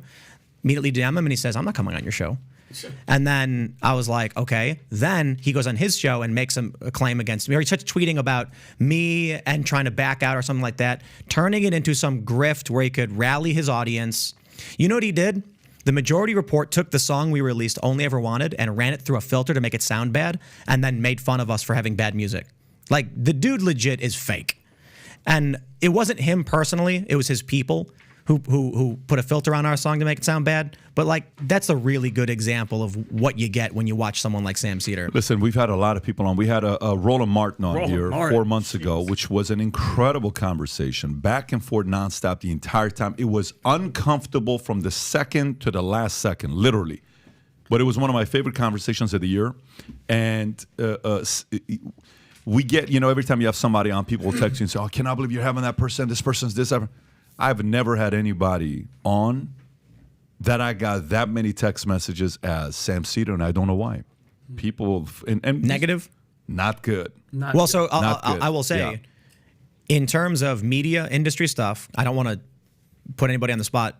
I'll just say, and Sam will probably hear this, there are high-profile producers and media people who have told me explicitly he's blacklisted. Because Why though? Because there was this period where I can speak in one circumstance. Yeah. There was a period where he made a ridiculous amount of videos about Dave Rubin, and it got really creepy, I guess. I don't know a lot about it. I don't know how many videos he made, but there was a period where people were just like, this guy's got a weird grift going on where he just tries to do drama. And the perspective, I suppose, was, look what happened to me. When I said, hey, come on the show, he turns it into drama for his audience. Look what happens when we released a song called Only Ever Wanted, and then his people ran it through this weird filter so it sounded awful, and they mocked us and insulted us like that's the fake. That's my experience. I can only imagine that many others had a very, these all Majority Report Rubin clips? And it just keeps going and going and going. He's obsessed with them. Let me ask you this, to use the metaphor that Milo Yiannopoulos, we're still talking about him, he's getting names. Is he kind of taking a page out of that book, Sam Seder? It's like, we're talking about him. How does Good that for work? him. Good for him. I don't know. But One of the best shows I think we've ever done was just the other day with Lance from the Surfs TV. I think his views are wrong. I think he's wrong, but it was funny. We had fun. He brought a tall boy Bud Light and cracked it open on the show. He gave his opinions, which we all like countered, and then we were laughing together. I thought he was a good dude with bad views, and some views evil. But by the way, we're trying, right? Sam Seder sat down here and he said, I think, Holy crap, is that 168? Keep going. How many videos are there? That's as far as I can scroll. But you know what else? 167. But let me ask you this though. When you see something like this, what do you think about when a guy's done 167 reaction videos on one He person? loves You you. got a personal Well, let me tell you, vendetta. Loves you. I mean, If you- that's if you not a pull up- good look. If you pull up me and you pull up David Pakman, you're going to find Biden and Trump, thousands of views probably. And it's fine. If you pull up my channel, you might find a couple dozen about the Young Turks, mostly because I'll respond to them saying something about me. Right. But this is like the Dave Rubin Review podcast. Yeah. Well, yeah, it's crazy. That's pretty wild. So this is one thing I was told explicitly, that they were like, we don't know what his deal is, but wow, he's got a lot of Dave Rubin videos, and that kind of is like the perspective. Look, he gets a lot of views from it. He has a lot of videos about me too. I don't know how many videos he has about me, but the perception is he is not a good faith individual trying to have a political argument. He's trying to WWE style fan his audience into. Would you say that he's a Unfortunately, troll? I mean, look at this. Like, come on. Look at that. Scroll up. Look at that picture of me where they used Photoshop on my face. That doesn't even look like you. Who is that? That's you? Tim Pool is a lying coward. Okay, sure, whatever. God. But I will tell you though, to me, this is Look not at this. Tim Pool haunted by Thanos. So, What the hell? Let me tell you the story too. It's a really good. Oh, they got another one from yesterday. So look at that. Tim Pool claims he's not conservative, shredded by Lance from the Surfs. So I had a conversation with Sam Seder. This is one of the biggest challenges for me trying to talk with people like Sam Seder. I say, Sam, I think we were talking about healthcare. This is years ago. It's like 5 years ago. And actually, first thing I'll say, Sam Seder was the first person in media to ever shout me out and positively comment on my work. So shout out Sam. And so we're having a conversation, and I said, it sounds like your views are utilitarian as opposed to like deontological morality. And his response was something to the effect of, I don't know what that means. And then I'm like, okay, like Thanos, for instance. Like let me bring this down to an analogy. Thanos in Avengers is a utilitarian. I will sacrifice half of the universe to save the other half, maximizing the amount of good. Deontological morality, you cannot take an immoral action, period. The idea that you would commit an immoral action against an individual is wrong. You can't cross that line. In doing so, he turned it into a meme saying, and then got all of his people to start tweeting at me nonstop because they didn't understand this, and I tried to relate to them. They insulted me for it. I'm like, that's what Sam Seder does. Instead of having a good faith conversation and saying, I now understand your point, or I'm sorry, I don't understand the reference, he makes videos like that. People don't like it.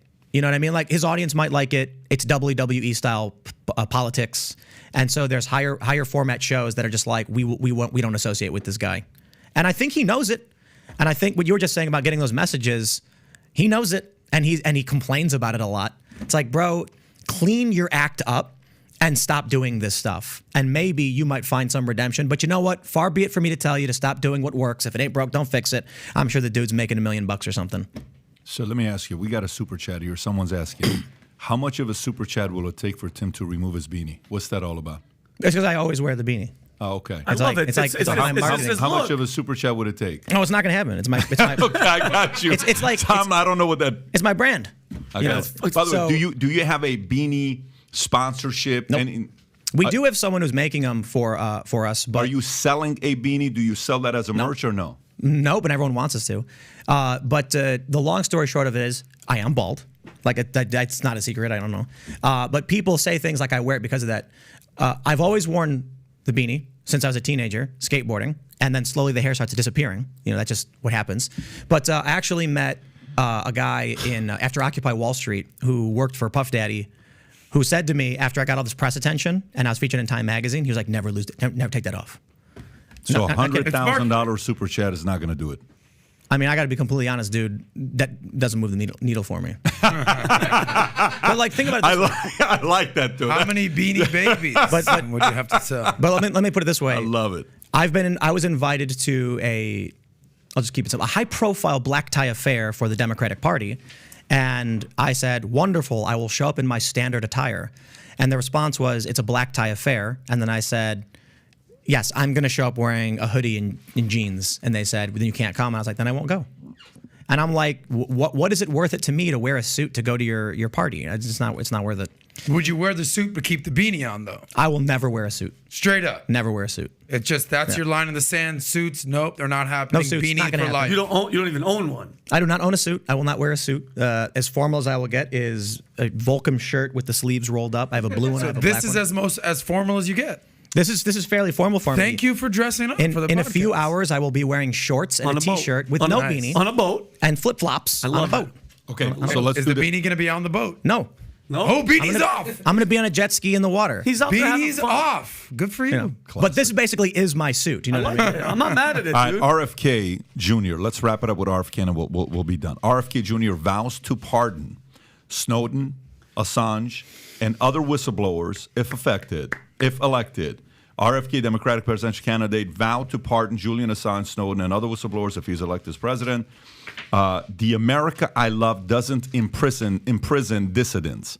Kennedy believes that the U.S. actively persecutes journalists and whistleblowers, and he intends to investigate the corruption and crimes they expose. WikiLeaks gained widespread attention in 2010 after publishing a series of leaks provided by U.S. Army intelligence analyst Chelsea Manning, revealing previously unreported incidents involving the U.S. military killing civilians in Afghanistan and Iraq wars, which led to criminal investigations against the organizations and Julian Assange. What are your thoughts on what RFK is saying here? Donald Trump Jr. called into my show and said, we have to pardon Assange and Snowden. At this point, we know, and that's a simple version of it.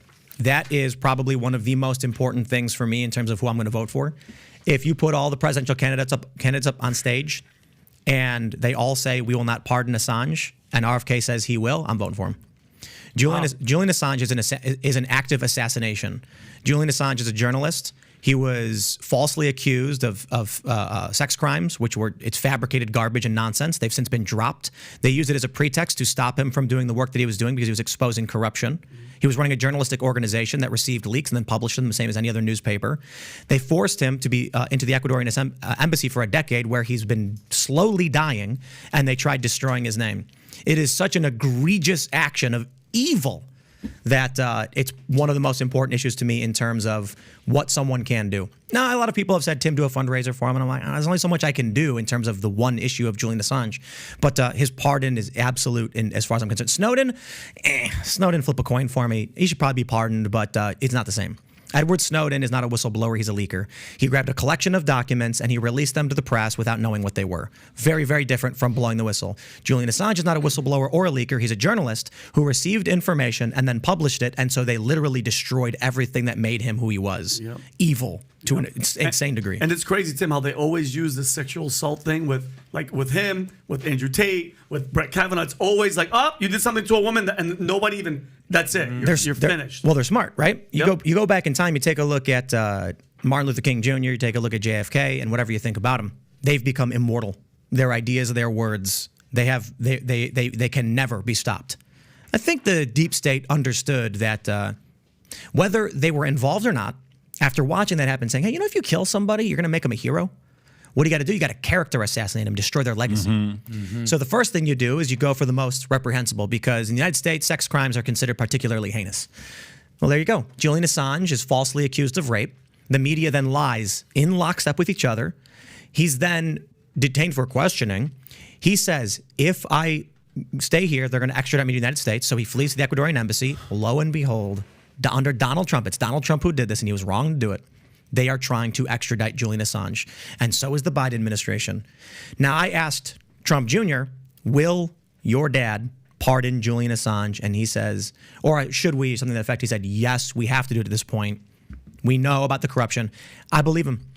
When Donald Trump said that the biggest threat we face is not China, it's the deep state, it's the bureaucratic, it's the intelligence agencies that lied to the American people. You got this letter that came out. Joe Biden and Antony Blinken were effectively Mike Morell, that they told the press that the intelligence agency said the Hunter Biden laptop was Russian disinfo, total fabrication.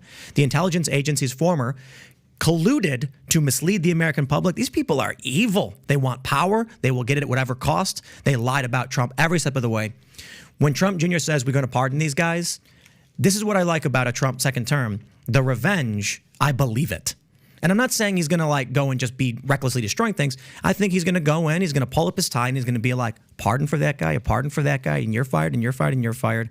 I'll take what I can get. But I feel it. I believe it. I could be wrong. I've been wrong many, many times when it comes to politicians. But my worst case scenario is if Trump gets elected, the world's not going to end. I think the worst case scenario is he builds a wall. He puts more fencing up on the border. He brings car factories to Michigan. I'm like, you look at what he did in his first term, and I'm like, okay, is that the worst case scenario? I'm like under Biden, we're looking at nuclear war. You know what I like about what's going on? Here's one thing I like is the fact that Trump or DeSantis, at this point, Trump's got a 40-point lead, 35-point lead, whatever the number is.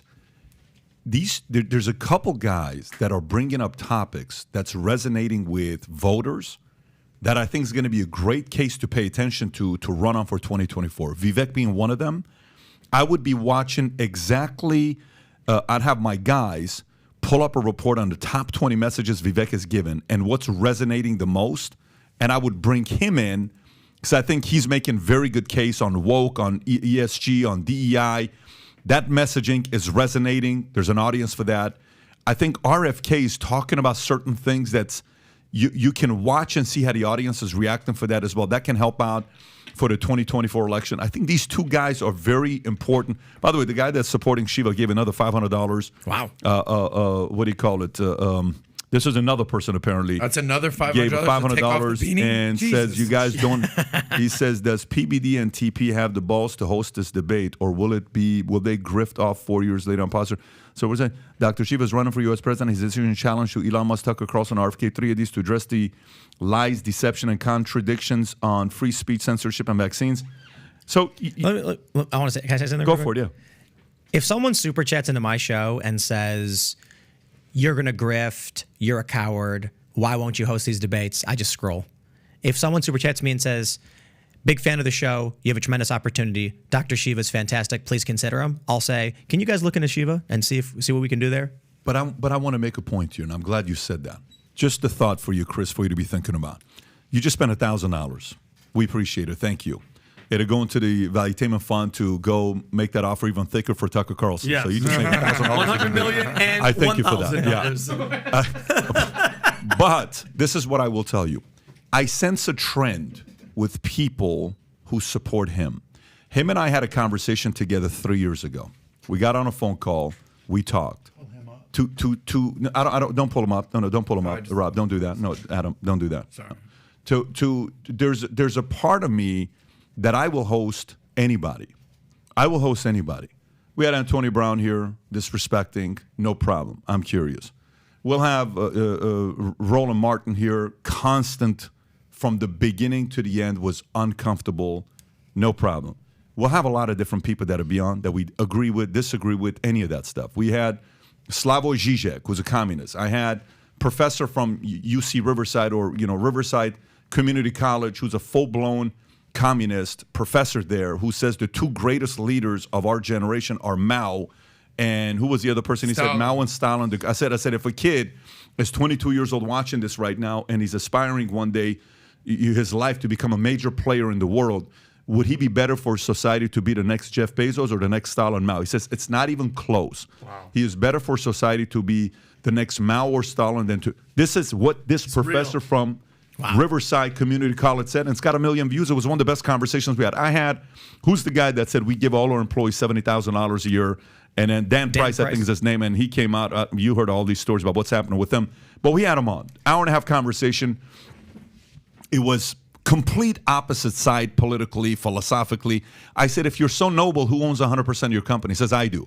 I said, if you're really noble, why don't you give all your employees 1% equity? Boom. Because that's how. Did you ask him how much profit he takes at the end of the year? Oh, we valued the company on the video. And he said, I said, you're a rich man. He has a smirk on his face. I said, why don't you give equity? He says, you know what? That's a good point. I'll consider it. I said, okay. So, but here's the point. As long as you're not arrogant, disrespectful, thinking you know it all, you're above everybody else, and you can't have a civil conversation, you're just not my kind of guy, man. So if you can do all the other stuff. But by the way, even Sam Seder, when he came, you know what's crazy? Anything people said about Sam Seder, I walked away and said, I enjoyed the conversation. And to my face, he's sitting right here saying, I think you're just about there where you're too rich and we should not allow you to get any money above this number. And then Vinny says, so you're saying nobody should be a billionaire? Yeah, that's what I'm saying. I think 99% tax. I think he said he would execute you. Yeah. Wait, what? No, he's not kidding. Yeah, I'm not. He's not kidding. We should kill the billionaires, basically. Yeah. Not you, though, Pat, but, that kind of a thing. But the point is, I think there's a part of persuasion. I think that's evil. There's a part of persuasion. Well, there's a part of persuasion to use charm, charisma to get others. Vivek was on one of the last shows that what's his name? Don Lemon? Don Lemon. Oh, it was horrible. Please say the name correctly. Don Lemon. My did, bad. and I apologize. He had him on the show, and they're talking, and Don kept trying to insult him. Well, as a black man, I've been a black man. As a black man, he said, look, I understand this is philosophical differences. I have an opinion on this. No, I totally can respect that. He kept saying this and saying this. You know what made you think about? You're like, you know what? That's what everybody can learn from on how to handle. Now, that's his approach, Vivek. Yeah. Okay? And you have to respect the fact that he's going everywhere. Anyways, that's the only thing for you to be thinking about. Aside from that, we would house anybody. Just be respectful about your approach. And we would be more than happy to have the conversation with you. When you're thinking you're above everybody, you're smarter than everybody, it's just not attractive. I'm sure you talked about it when the Dan Price thing came up, but I really just want to say it. A lot of my friends were like, oh, wow, he's giving him all these salaries to everybody, and he lowered his salary down too. And I said, do you know how taxes work when you're getting passive income profits versus salary? He's probably saving, what is it, 7.5% on Social Security or Medicaid tax or something. There's a cap on it. But I go through this with my accountant. They're like, you have to pay yourself a reasonable salary, then take profit. You can't pay yourself too little. Otherwise, the IRS says you're just trying to avoid paying taxes by taking it as profit instead of salary. But what if you do a big political statement where you're like, I'm humbly going to reduce my salary? Now they can't touch you, and you're saving a near double-digit percentage in your taxes by taking it all as profit instead of personal income. There's many ways to do it. The way they want to do it is punish. It doesn't work when you punish. It works when you incentivize. Incentives moves people. Punishments don't. My kids right now, they both have a straight A, and Tico did not have a straight A.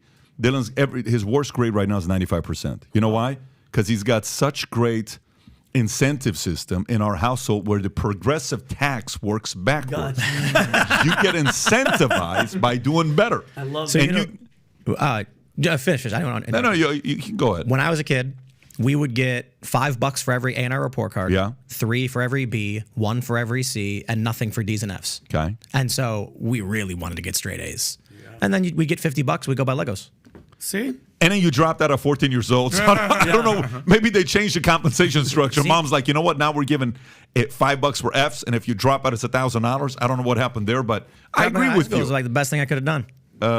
Listen, you're talking to a guy that technically was never in high school. See, 1.8 look at that. GPA, That proves and it. I'm doing okay. So, anyways, hey, gang, listen, if you enjoyed this as much as we did, looking at the numbers here, obviously the commentary, you guys love this guy. Subscribe to the channel, and not only subscribe to our channel, Rob, let's put his channel. Which one do you, if we had to pick one of them, which one will be the main one you want to drive to? Timcast IRL. Timcast IRL we have at the top, but Rob, put it in the chat, put it in description, and put it in comments. Gang, go subscribe to Tim's YouTube channel. On top of that, Tim's got a book as well, the Tales from the Inverted World, Ghosts of Civil War, as well as a new song that just came out, Bright Eyes, that's available on iTunes, Amazon, and Spotify. We have all of that in description for you to go find. But this was a blast, man. The book is by Shane Cashman, Okay. and he went down looking for the lost Confederate gold. And so our company released it, but shout out to Shane, who's the author, and the adventurer who went, and it's great. The story You published is nuts. it. It's written by Shane. Written by Shane, published by Tim. We're going to put that there as well. Tim, good having you on, bro. Absolutely. It's This been a was blast. great. Thank you. Gang, have a great weekend. We'll do this again next week. Take care. Bye-bye, bye-bye, bye-bye.